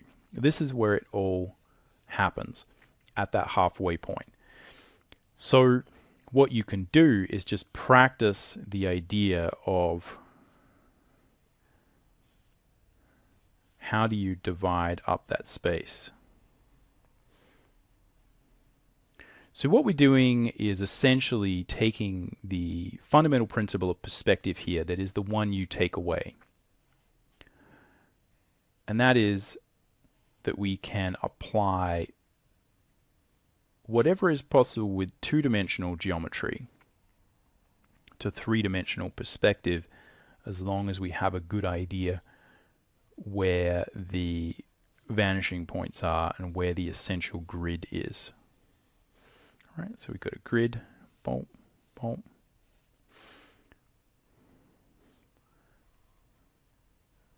So I can do the same thing here because these corners don't move in two-dimensional space, and I can draw a line between them, and then I know how to divide up that space.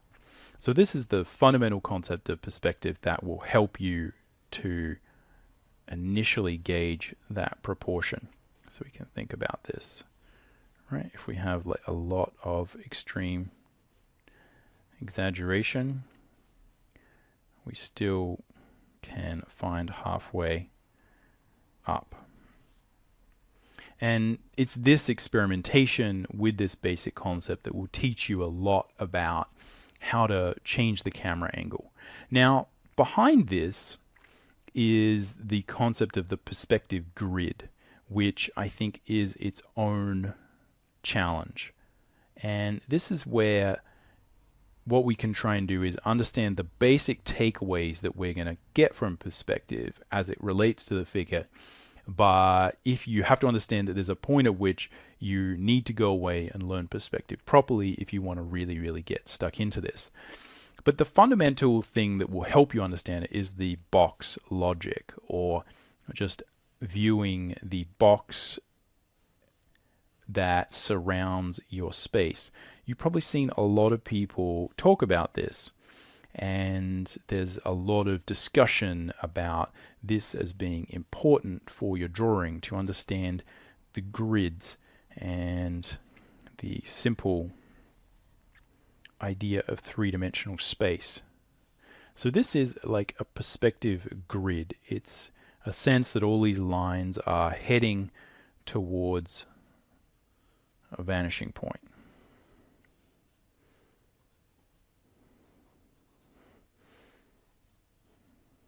And again, I'm just being very rough. Now, what we're trying to do here is increase our ability to visualize three-dimensional space around the character.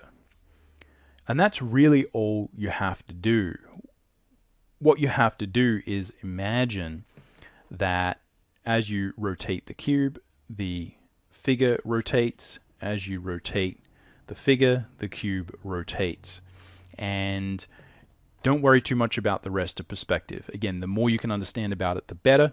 But at the outset, what we have to think about is just this simple concept of where these lines might be, and just make sure that as we line things up, things like our feet, things like our shoulders are lining up with each other. Now, again, that will change as the hands move, right? As the hand moves up, as we pose the character, obviously all of that changes. It's really important to start and again get your understanding of the initial perspective right, though, because it's very easy to move things around once you get the character feeling as if they're solid. So the first part of the exercise is, as I said, just study and get good at dividing up space with different grids.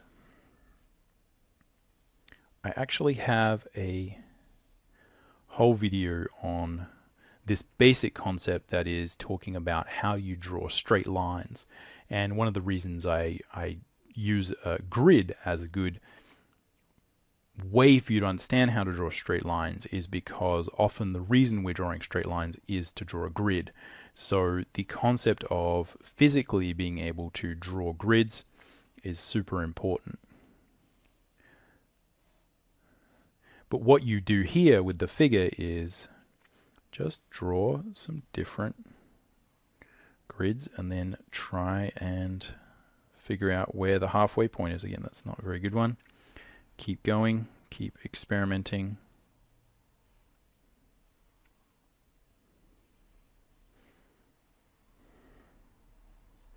Etc., etc. We can think about, again, that idea of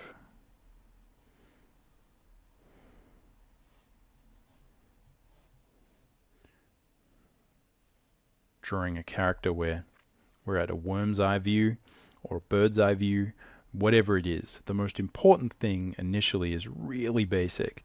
Just get that initial halfway point there.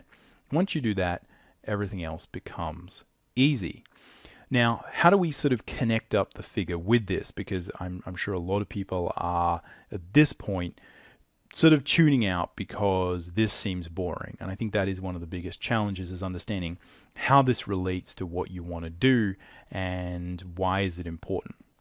Well, obviously, once we get this right, we can then start to apply it to everything else.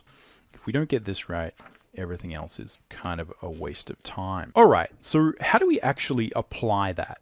What I want to do mostly is talk about how that is applied and show it to you and give you a few little tools so that you can copy along, maybe try this with some of your characters or start to think about it. The goal here is that the more we can connect up figures and characters and interesting things with the topics of perspective, the more you're likely to get really interested in perspective and improving your perspective. If you can directly translate and apply the concepts that you might learn by studying 1 point, 2 point, 3 point perspective, etc., at improving your technical drawing, then you can directly say, hey, now that I know that I've got this a little bit more accurate, that means the lines that I'm going to use to line up my character are going to be more accurate.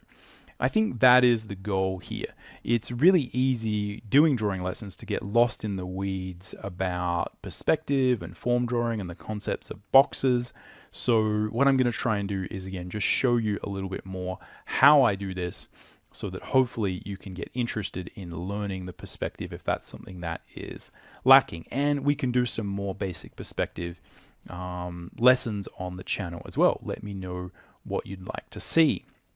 So the way that I start by this and the way that I would apply the concept of those Loomis books to drawing and drawing the mannequin is as follows. Let's start by drawing a character from above, as I was doing before. The most important thing that I think we can start with is just the center line. The center line is the thing that really helps us to anchor the figure. And this is similar to this center line here that is holding up the skeleton figure. This is an imaginary line running directly down the center of the body. And we can kind of really use this to figure out where that character is situated. So here we can, let's define some fairly sort of benign perspective here. This is all I'm using. So you can see this is actually similar to a box, right? If we think about a box being like this, what I'm drawing is this. Right, so I'm drawing the center of the box. You can imagine if there was a line there, and a line there, and then a line directly down the middle. That's kind of what I'm thinking about here. Where is the perspective? But I'm not drawing a box because in my experience, trying to fit a character in a box is not actually a good way to start. But in this case, that can be useful. Now, what I'm going to do is guesstimate the halfway point up here, from here to here. And this is something where, again, if you're having trouble drawing a line, right, again, thinking about where the perspective for that might be, and then trying to sort of guesstimate where halfway up is. If that's something that's troubling you, again, the more you learn about perspective, the better your ability to guesstimate that will be. If you're struggling, one of the things you can do is, again, formalize your drawing of these sort of elements and use those two-dimensional drawing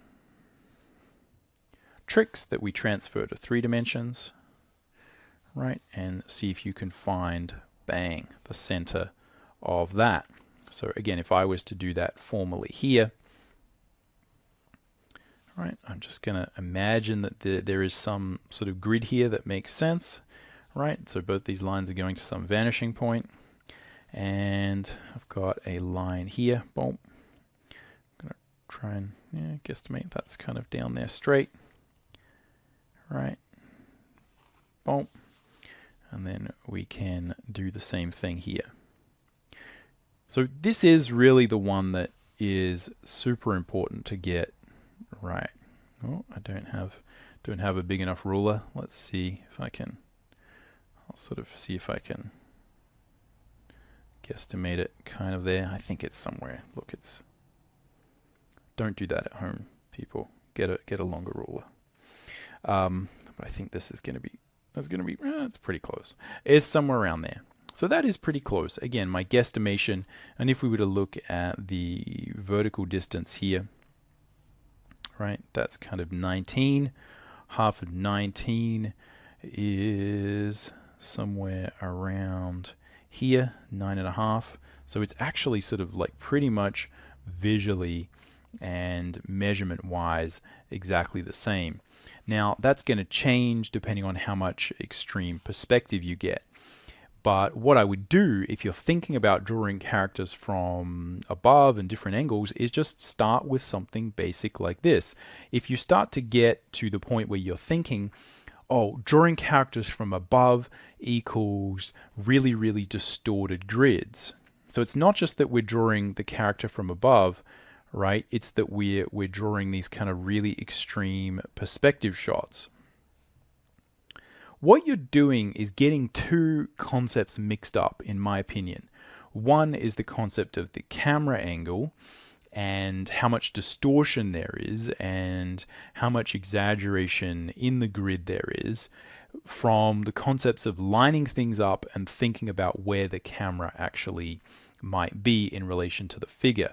It's a lot easier to start with very low distortion. Again, it's very easy here to jump into a whole another subject of camera lenses, etc., etc., etc. The point is that you can draw a character, again, like a small character that's like fairly far away. There's not going to be heaps and heaps of distortion on this figure, because again, they're fairly small in relation to the camera. With a much larger figure, right, that gets really close to the camera, right, we can sort of take this really close to the camera. Sorry, it's going to get blurry, but you see the closer to the camera we get, the more distortion you get, right? So again, sorry it's blurry, but you get the basic idea. The camera angle is relating to what we're dealing with here in terms of extreme perspective. Now, that's something where the more of this extreme perspective you do, the better you'll be able to relate this to this. But when you're learning, stick with this. Just make it a very simple grid where you don't have a lot of distortion. Once you've done that, you can ratchet up the complexity. Super, super important.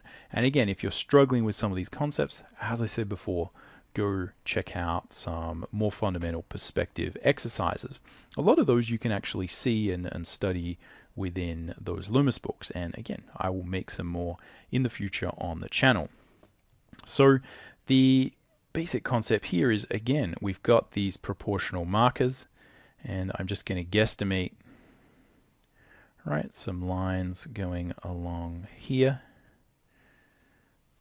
Right, and we can also visualize some sort of lines going here that might sort of help us. And then we've also got, we're sort of halfway up here. Oh, yeah, maybe let's sort of guesstimate that. Try and draw a line. And what we're doing is adding just a very, very simple modification of our sort of initial Loomis proportion and sort of drawing, where we learn to draw the mannequin like this.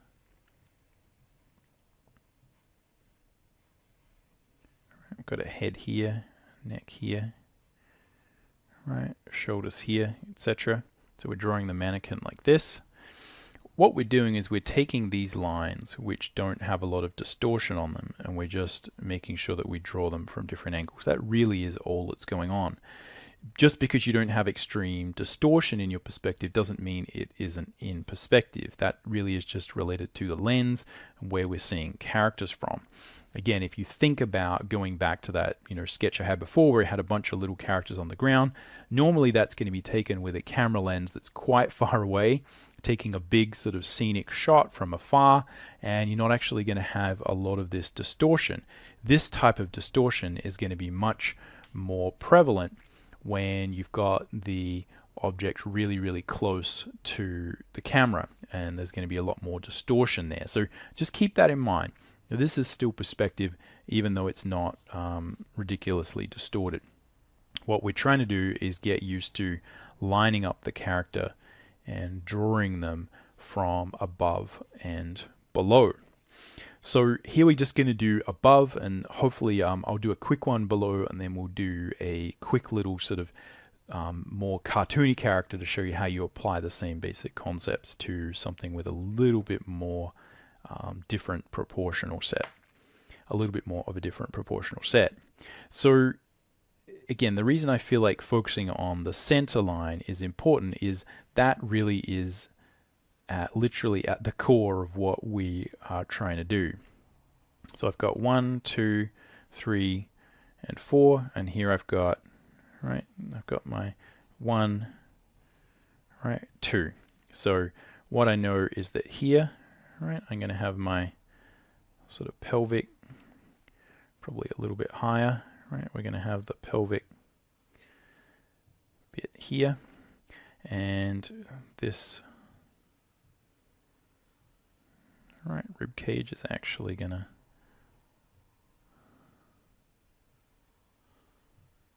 come down here. So really good to get used to drawing these forms out in 3 dimensions.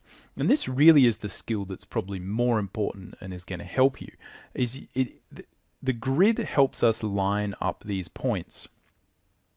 So here I'm going to have, right, we've got the spine coming there. Right, we're going to have spine coming up there, and it's going to go into the head, just somewhere around here. Boom, boom, boom. Drop a line down there. Let's sharpen this pencil.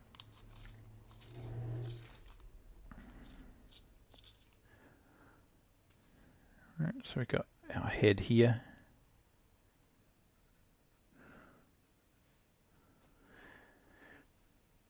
The lines will help us find these elements like the shoulder blades, right? They're going to help us find the shoulders from side to side. They're going to allow us to line up, again, the concept of where the hip bones are going to be. But you can see that having this concept of the center line is something that's really easy to keep us honest, because we can trace the spine, we can trace the which goes directly up the figure, and we can use that to help us find these different elements, and that, you know, just immediately will get us a lot closer to having something that feels symmetrical. And again, what we're after now is we've got this grid this way, right? We sort of have a grid this way. We don't really need it for a lot of things. But this is where, again, you can line things up and try and imagine where we have symmetry. Now, if you wanted to get more technical with the symmetry, you could try and do more technical perspective work to mirror. Again, I'm just going to eyeball. And what I would suggest is you just keep trying to eyeball it until you get sick of eyeballing it, and then go and learn how to measure it. Go and learn how to do it technically in perspective, and it'll hopefully be a lot more interesting then, because then once you learn it, you can come back to this and you know that you'll be more accurate. As I keep saying, I feel like that's so important. It's important to fail here. It's important to try to eyeball. It's not a matter of like get to a point where you're a 10 out of 10 at technical perspective, and then you can start eyeballing. No, you know, you are always guessing. You're always drawing cool stuff. Again, that's my primary recommendation, is draw cool stuff and, you know, figure out what you need to learn from drawing that interesting stuff, and do a little bit of this type of more academic study where we try and apply these things, and then, you know, go apply it to your cool stuff, and then you go back and forward and back and forward and back and forth. That really is the sort of magical answer as far as I'm concerned. That's really what sort of worked for me, and that's what I find typically works with students, is when they're constantly combining those two things. So what that means is sometimes you jump in and try and guess, and you fail, and you can redraw, and you can sketch around and try and draw something interesting, draw something fun, you know, try and, if you want to draw mechs, you know, try and draw some mechs from different angles. If you want to draw, you know, fantasy stuff or aliens, you know, draw some alien characters from different angles, etc., etc. Now, I've talked a lot about in other videos as well how to add the musculature on top of the mannequin. So for this demo, we'll just deal with mannequins, right? Because the process is almost identical. It's just a matter of thinking about, again, how the muscles kind of wrap around and look from different angles. But the trick here is, how do we figure out where these points of proportion are? So again, I've got this bottom of this third. Proportion is often where I'm going to have my elbow. And here, again, I'm going to find that I'm going to have a combination of, I've got the bottom of the pelvis here, and the hand, right, is going to stop. Right, hand is sort of going to start just below there.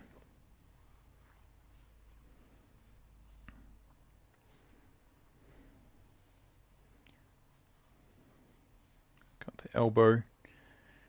Right, hand is going to, and this is where, again, what you'll tend to find is your intuition will be challenged. So the feeling of like, wait a minute, how long is this forearm?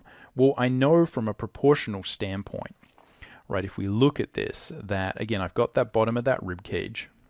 Just look at this and check, because again, this is a major thing that will come up. I've got the bottom of the rib cage. All right, it's going to line up with that elbow. Now, it's very easy to figure out the depth and the length of these things when you're just drawing it flat on, but it's very easy to become challenged and accidentally draw stuff too long or too small or whatever, or just kind of, you just get tripped up and you're no longer able to engage your normal natural drawing intuition. So it's important here to double check and remember your proportions. We can see again at the bottom of the pelvis there, that's kind of where the hands start, and the hands then go down, and they're kind of, you know, ending about halfway up this bone, or about, as I often say, one hand length above the knee, or certainly the hinge point of the leg.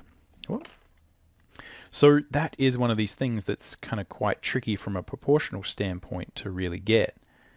All right, is understanding where these lines are likely to go. Right, so then we're going to have a line about there. Right, we're going to have a hand. If the hand was sort of extended, it would be about here, right? If it was in a fist, it would probably be here. And here we've got the knee. Here we've got this. Now, this, I think, is often the biggest problem when it comes to drawing these things from different angles, is making sure that they connect with the ground. And more important, and probably the subject of a different video, is how do you do, as I was doing in that other sketch, multiple characters from the same angle and make sure they all feel like they're sitting on the ground plane. Again, this is where having a good sense of that center line will really help. If we know where that center line is, you can easily understand that the feet, you know, if they're just sort of planted normally, which is what I'd recommend initially to give them just a standard sort of pose, is they're going to be equidistant more or less in a standard pose from that center line. Now, again, the subject of another video is kind of how we modify the posture and get different feelings there. But just understanding where that center line is in space, and then just sort of placing the heels of the feet somewhere so that there's an equal distance from here to here is super helpful. And then what I'm doing is basically just thinking about where these lines are going out at different angles. So you can think about that from a two-dimensional standpoint. If I'm looking down, right, here's this line on the ground, here's the center line, here's this foot here, and here's this foot here. And what I'm doing is I'm saying, well, the feet are kind of turned outward, a little bit like they are here. I'm doing it a little bit more exaggerated to make the point. But again, just visualizing the space, understanding the center, being able to measure, right? Again, it's the same thing. Visualizing the center line, measuring that space or guesstimating that space. Again, visualizing that center, understanding the points, right? So if we reattach our poor little skeleton's arm, again, this is the visualization we're trying to practice, is where's the center, where is the wrist sort of point, and where's the other wrist point, and just visualizing the distance. Having that center line there is super important, right? So this is what we're sort of trying to visualize. Points here, points here, points here. And really it is that simple. It's just a matter of staying true to the proportion, understanding how important the proportion is, understanding how important finding that middle section is. And what I'd say is not getting too lost in the perspective, just understanding that what we need is almost just parallel lines, right? Almost all I need to know is that, right, this line is kind of at like a similar angle to this one. It doesn't even need to be too much in perspective. I don't really even need these to be going to the same vanishing point. I just need them to kind of be almost in an isometric perspective to practice this. Again, once you start getting this and you're able to place these things accurately, I think that's when you'll be able to experiment a little bit more and take it to the next level. All right, let's try from below, because I think, again, what that will do is help us to just reiterate, do the same thing again, but we'll deal with a much more extreme angle. So we'll have a basic angle there, right? But a little bit of, let's put a little bit of an angle here. All right, so maybe the horizon line is super low down, right? Here we've got our horizon line. And again, what I'm after is a sense of where that center is. So I'm just gonna, now, again, there's a procedural sort of thing here, which is obviously, you know, I could draw a big box here, right? So I'm trying to find halfway here. It doesn't really matter how big this box is. That's not really the point. All I need to do, you can sort of draw any old size box. Again, I'm going to run out of ruler. Let me find a bigger one. This will solve that problem. So you can see here that it's going to find center right over here, but that does give me a really good indication of where that's going to be, because all I'm going to try and do now is sort of draw, if we sort of try and understand what's happening from a visualization standpoint, right? I've drawn this, right? And what I'm trying to visualize is where this one is going to go. Now, it's not going to go there, right? I don't want to draw it that way because that doesn't look like it's going to the same vanishing point. I want to draw it so that it feels like it's going to the same bump, same vanishing point over there, right? That's kind of what I want, right? And I want my horizon line to be somewhere there. That's kind of what I'm doing. Now, the line can be over here. It doesn't matter. What I'm after is where is halfway up this measurement, right? So if there was a line here or a line here, if I find the center between this line and this line, it will give me halfway up all of these lines. Hopefully that makes sense. Again, if not, it's a good example of how learning some more perspective may help. So here again, what I'm doing is, this is the bit that will derail you if we get it wrong. What I'm trying to do is figure out where I place this line. Now there's a really easy trick that you can use, and that is to just measure. This is another sort of easy sort of way you can do this to kind of help you guesstimate. What I can do is physically measure. Right here I've got, right, sort of roughly, that's roughly 20, so 10 is going to be halfway up here. And if we sort of take a measurement here, that's 16 and a half, so 8 and a bit, right? It's going to be somewhere around there. So if I kind of draw a line between these somewhere around here, right? Again, those things don't all line up perfectly. That's going to give me a pretty good indication of where halfway up is. Or you can just guess. Totally up to you. This is a really good way where you can start to apply these boring perspective concepts to your drawing, get a better result, get a better guesstimate, and make sure, again, you're doing that thing, building that muscle of applying the technical knowledge to something that's actually going to help you. The other thing you can do is you can try guessing first, and then you can do all of the things and see how far you get. You can see I kind of guessed about there, and it was a little bit down there. The point is that we want to get a feeling for where halfway up this figure is if we then start drawing the rest of these lines. Because obviously what I'm going to do now is divide up this top thing into 4 sections, and I'm going to divide this into half. And I'm just guesstimating at that point. Why? Because this is pretty accurate, and what you'll find generally with a lot of perspective is once you kind of key into it, once you kind of understand like, oh, I get what's happening here, I've got a solid indication, I know these are true, then it's a lot easier for your brain to kind of guess the rest, if that makes sense. You kind of have the framework and the rest kind of fall into place.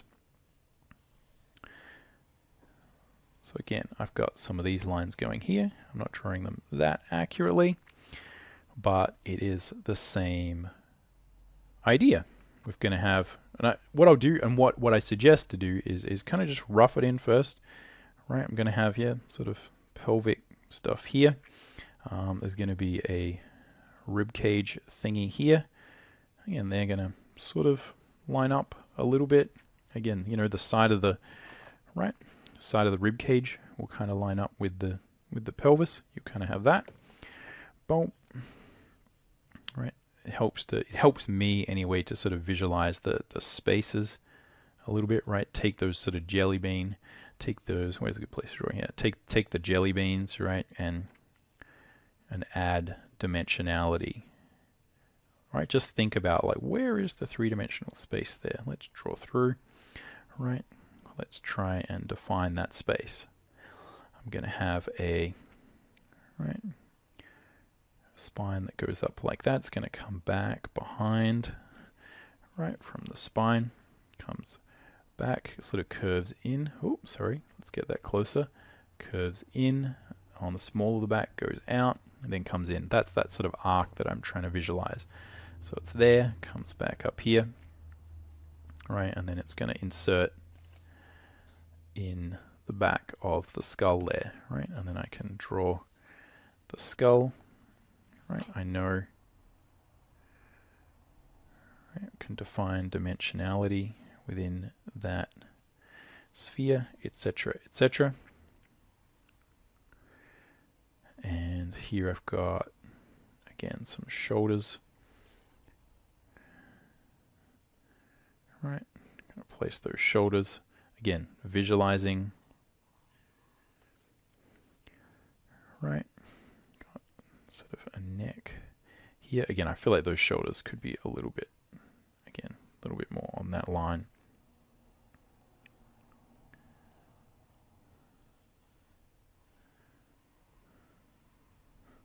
Now, you can either rough in or guesstimate, make things a little bit bigger, a little bit smaller.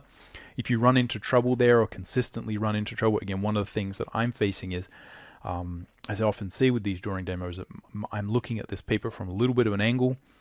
I'm also meant to be looking up at it from the drawing, so it's going to be hard for me to gauge how big that head actually needs to be.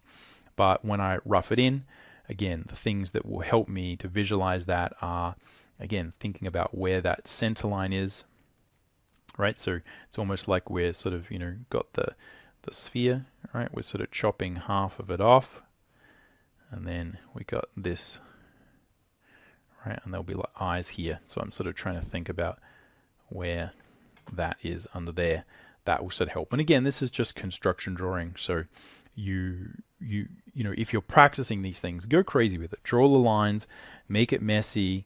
It's you know, it's really worthwhile going pretty rough, you know, as rough as you need. But again, you know, might need to make that head a little bit bigger or smaller. Again, don't feel like when you're doing these exercises that you need to get the ruler out for everything.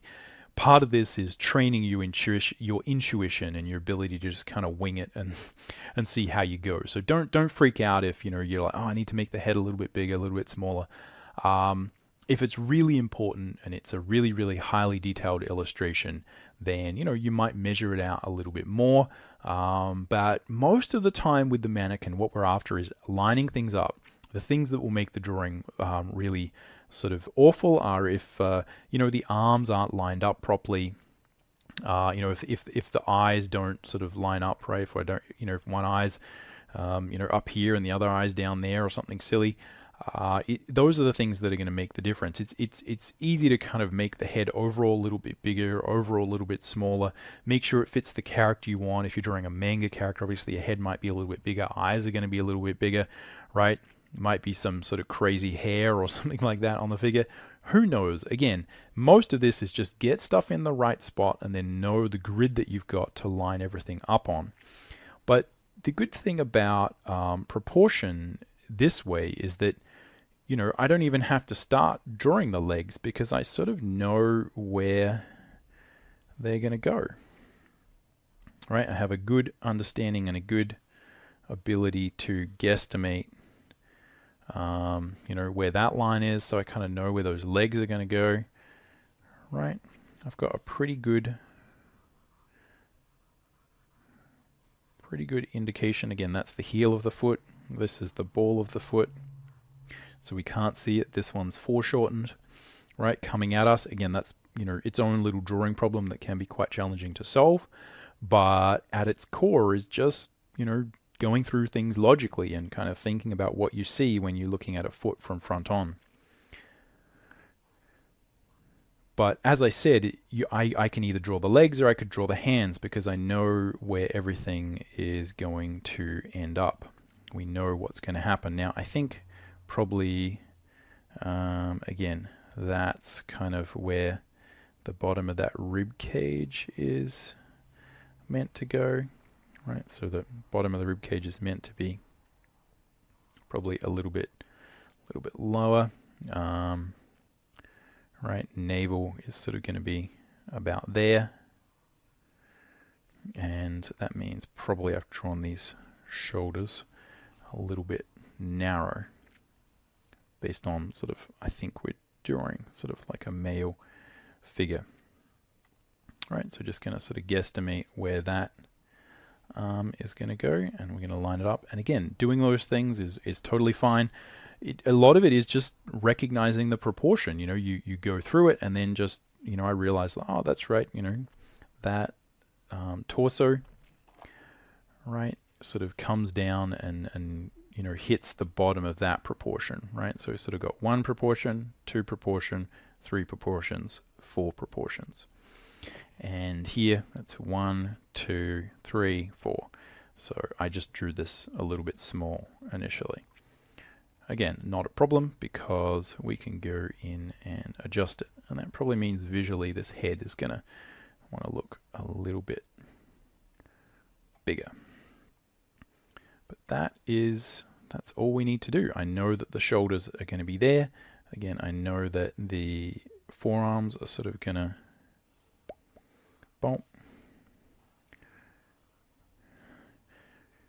to be about there.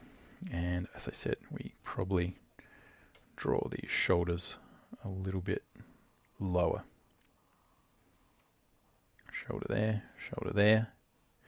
So as I said, it's totally fine to experiment, to push and, you know, play with these things, make the shoulders a little bit bigger, a little bit smaller.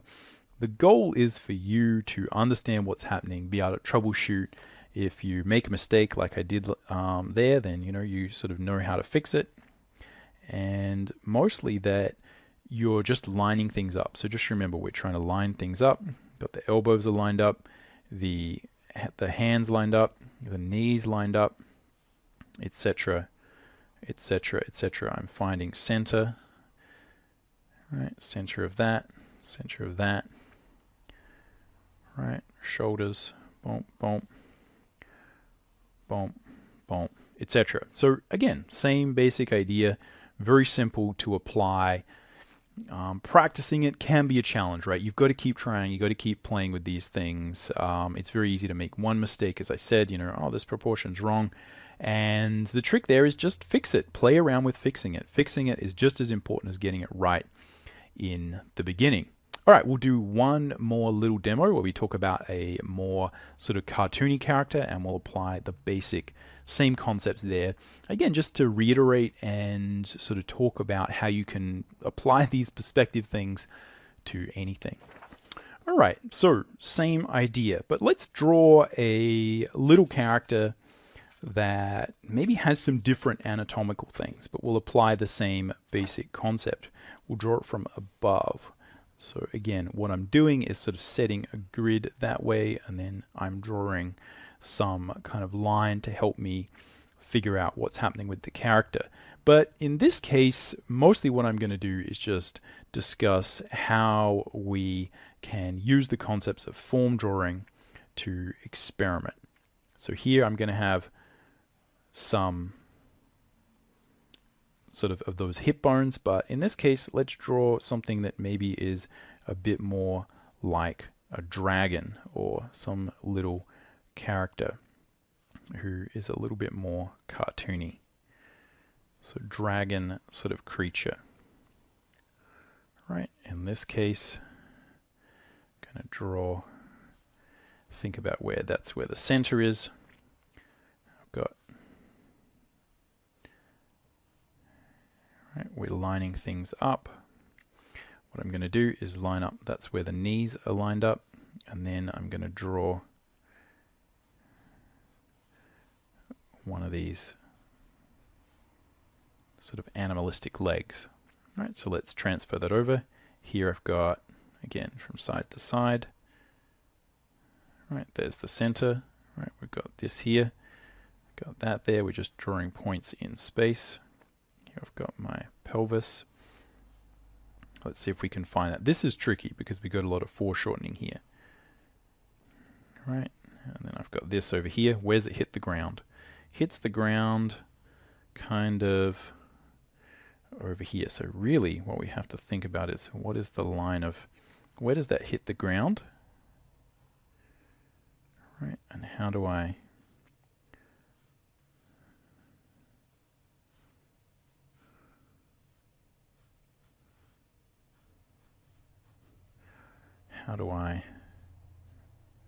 get that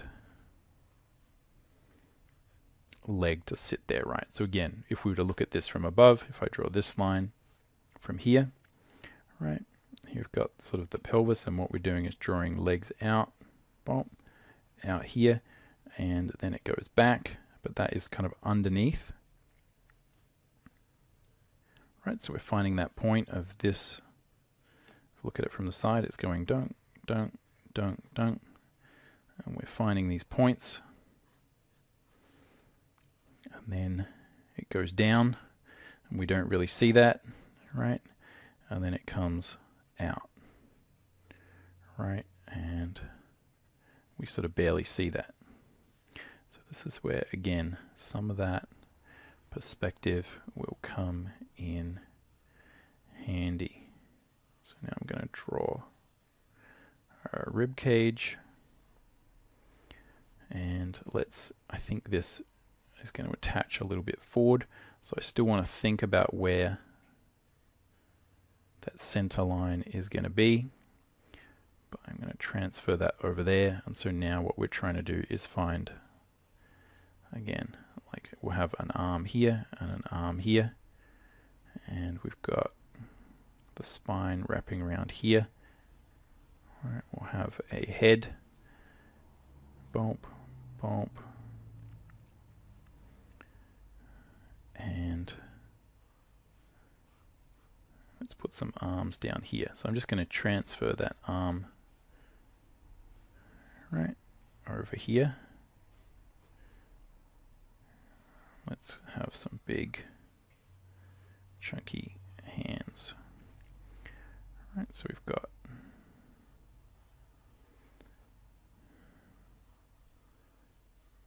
a mannequin like this. Hopefully you guys can see this, and then we'll go, let's extend out.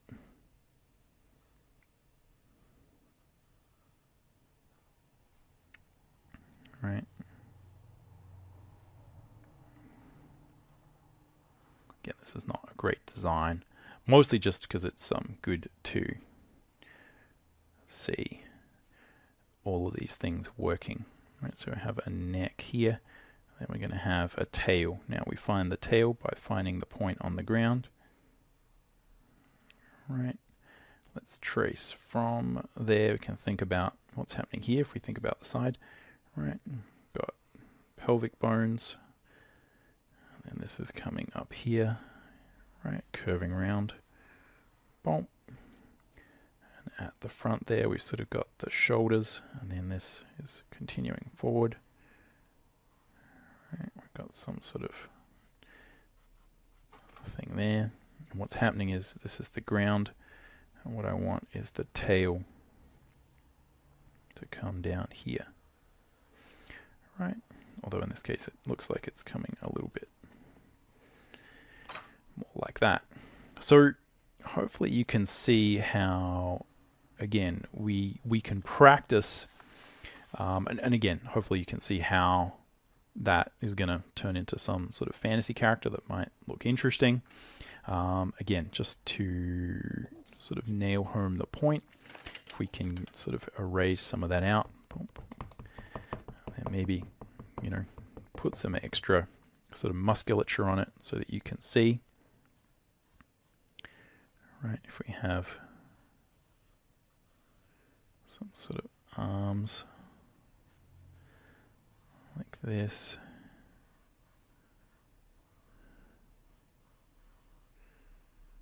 Right, leg.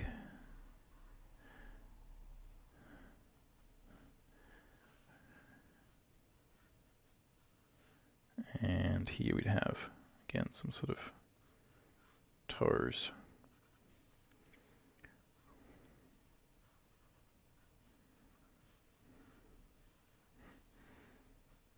So yeah, again, hopefully you see that we could build that up if we wanted.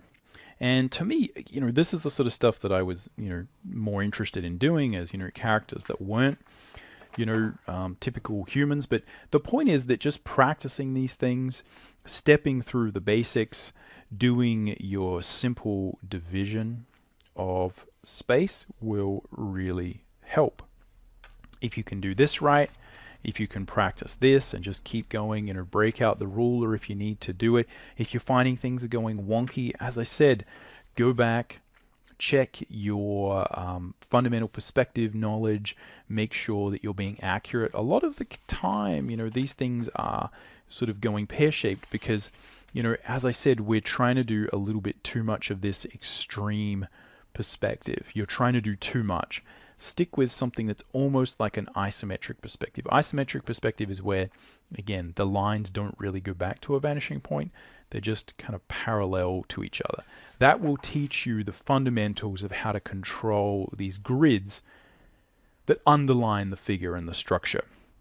Once you do that, then you can start to build out more interesting characters. You can start to play with, again, much more extreme views, much more extreme angles. You could try something that is, super distorted, right? Where we're seeing like massive amounts of distortion there.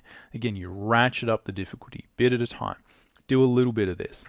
And again, there's like levels to the degree to where you're studying. These are still abstract studies. Do a few of these things and then just go draw your normal stuff for fun, right? That's what's important. The idea is important. Having fun while you're drawing is important. If you find that these are tricky, as I said, go back and just, try and get your ability to draw cubes or some basic things as solid as that can be, because then you find that there's follow-on. There's a flow to how these things support each other. But yeah, hopefully that has been interesting. Let me know in the comments. This is a little bit more of a technical one, which I do sort of apologize for. And the real challenge here is that I think both as a drawing teacher and as a student, what I remember, and I still find this kind of frustrating, is that it is hard to know where to approach this from.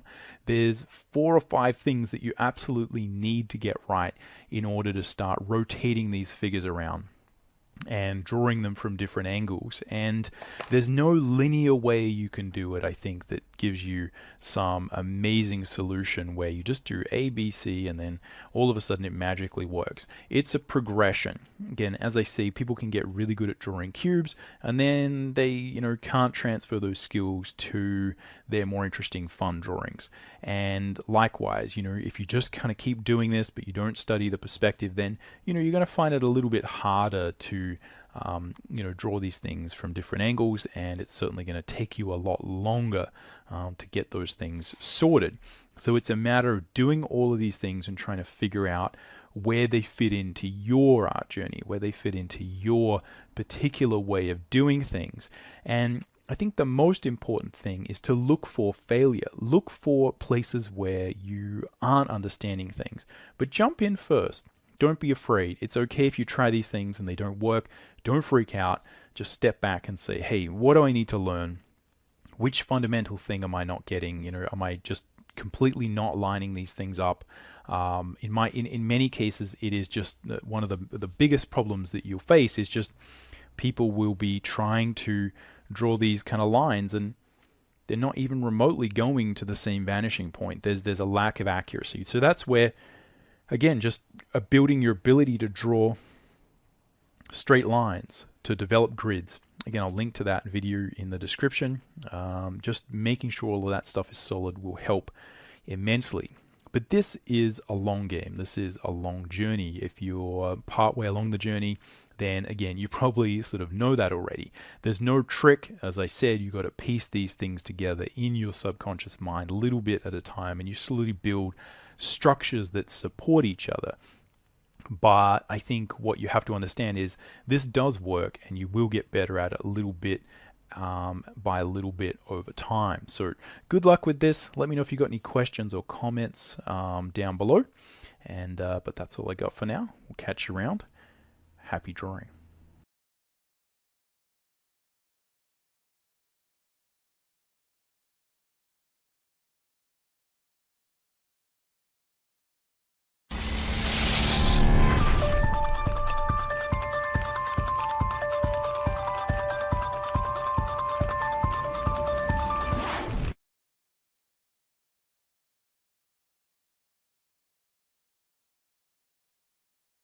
What would you do, right? If you run a business, right, your business could go under, right? It snows a bit. You got 10 employees. You're paying them well, and they go, I can't come in today, Carl.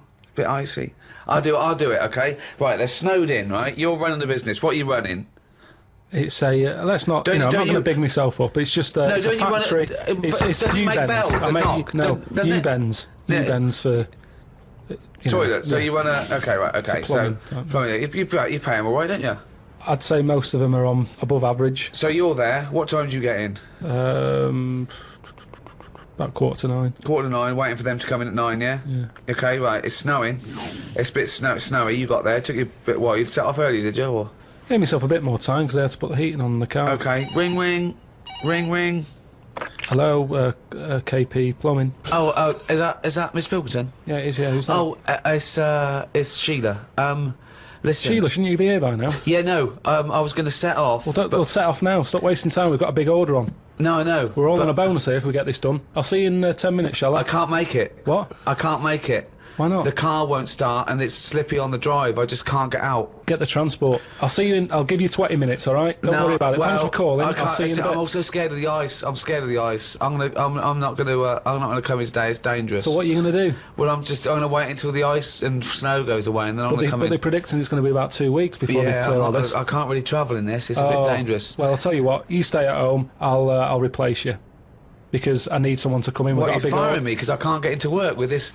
Well, I got into work, Sheila. Yeah, I know, but you don't live with me, do you? If you did live with me, then you'd probably see how... It was bad where I was as well. Yeah, I'm here. Do you know how bad it is here? When you come round and have a look how bad it is here, no, you drive I'm my... not coming Tell you round what, here. you come round and drive my fucking car because I'm snowed in, you fucking calling me a cunt. And I'll tell you, if you fire me, I'll take you to drive uni, you bald-headed wanker. Right, you're fired anyway for that. You're in fucking trouble then. Right then, see ya. Right, and then she's done with. She's weak anyway. Ring, ring. Ring, ring. KP Plumbing. Hiya, is that, Miss Pilkington? Yeah, it is, yeah. Hi, it's Bob here. Bob. Yeah, bit of trouble, in my area, it's absolutely snowing, it's possible, no one's getting out. I live near Sheila, Bob, listen, Sheila's just been on. She's saying she can't get in either. She can't. I've just seen her out there trying to dig her car out, and she's hurt her back. She's really tried hard to get to work, but she can't do it because she's not very rich and her car doesn't work. She hasn't got the right tyres. And there's no public transport. They've cancelled those. Wrong snow on this country. I'm not going to make it in today, son. So, I'll see you tomorrow, right, boy? Well, no, you're saying you'll see me tomorrow. Yeah. But you'll probably call up tomorrow with the same thing. Well, only if it's snowing still. No, listen. It might not, I can't run a business like this, Bob. Yeah, it's not my fault, is it really? So go round to Sheila's and like slag me off if you want. But I'll tell you what, you're not coming back here. Oh. Fuck off. One chance. Give them one chance. Well, you didn't even give them one chance. No, because they've done it before.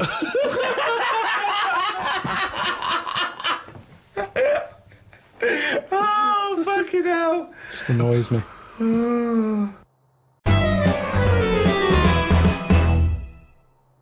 I went to, what's her name? Harley Street. I went for a check-up. And, like a medical. Posh, you know Harley Street, it's like, it's the top doctors, isn't it? I've never been before. Yeah. All posh buildings and that. Went up to the counter. I said, I see the doctor. They said, name, yeah. Give us 10 minutes, go and wait in the waiting room. Dead posh waiting room. Dead fancy. Big leather furniture and that. Yep. Loads of magazines.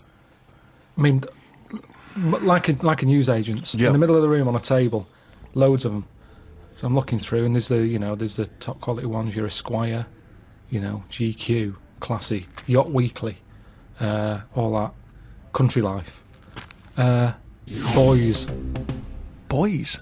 There's one there, yeah. Boys. What's that? Right, lifted up like the one on top of it. And it's like Boys with a Z. Two fellas stood there. Looking, sort of Italian looking. Yeah. Right. Dungarees on. No shirt, though? No shirt, just dungarees sort of unbuttoned, hanging down a little bit. Sure. So no one else is about. I'm never going to buy a magazine like that. I can't believe you're going to tell us you looked through a magazine. I had a little look just because I thought, like I say, it's one chance. You're always looking to learn, aren't you? You're always looking to learn. Yeah. Always open. There might have been something in there that I go, right, I get it now. I understand why they like doing that or whatever. Yeah. Right.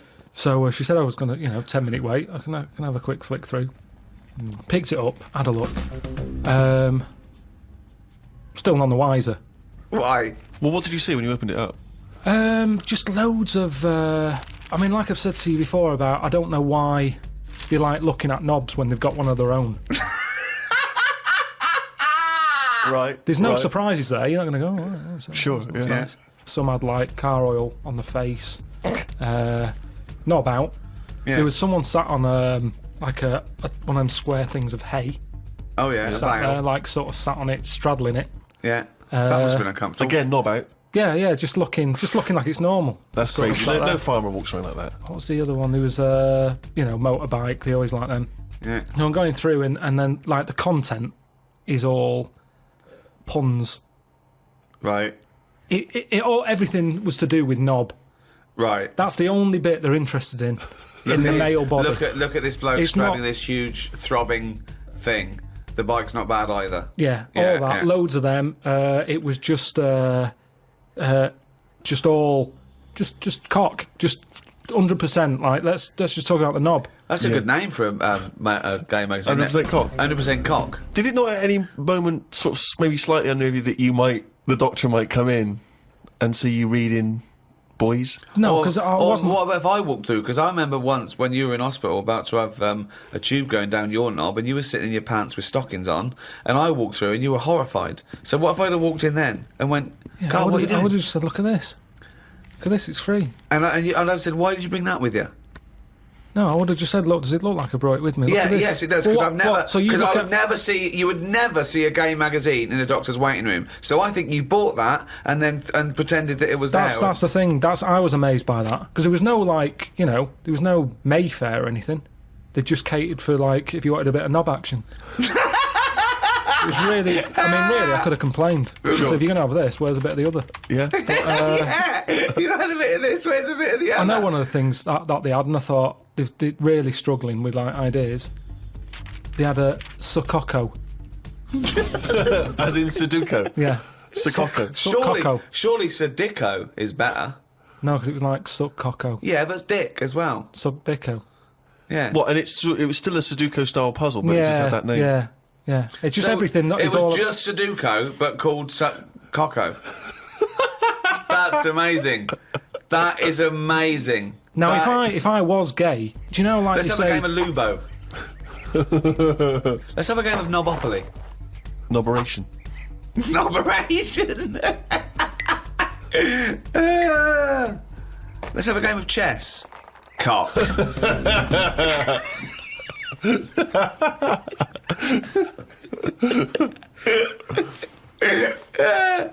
Let's have a game of fuckaroo.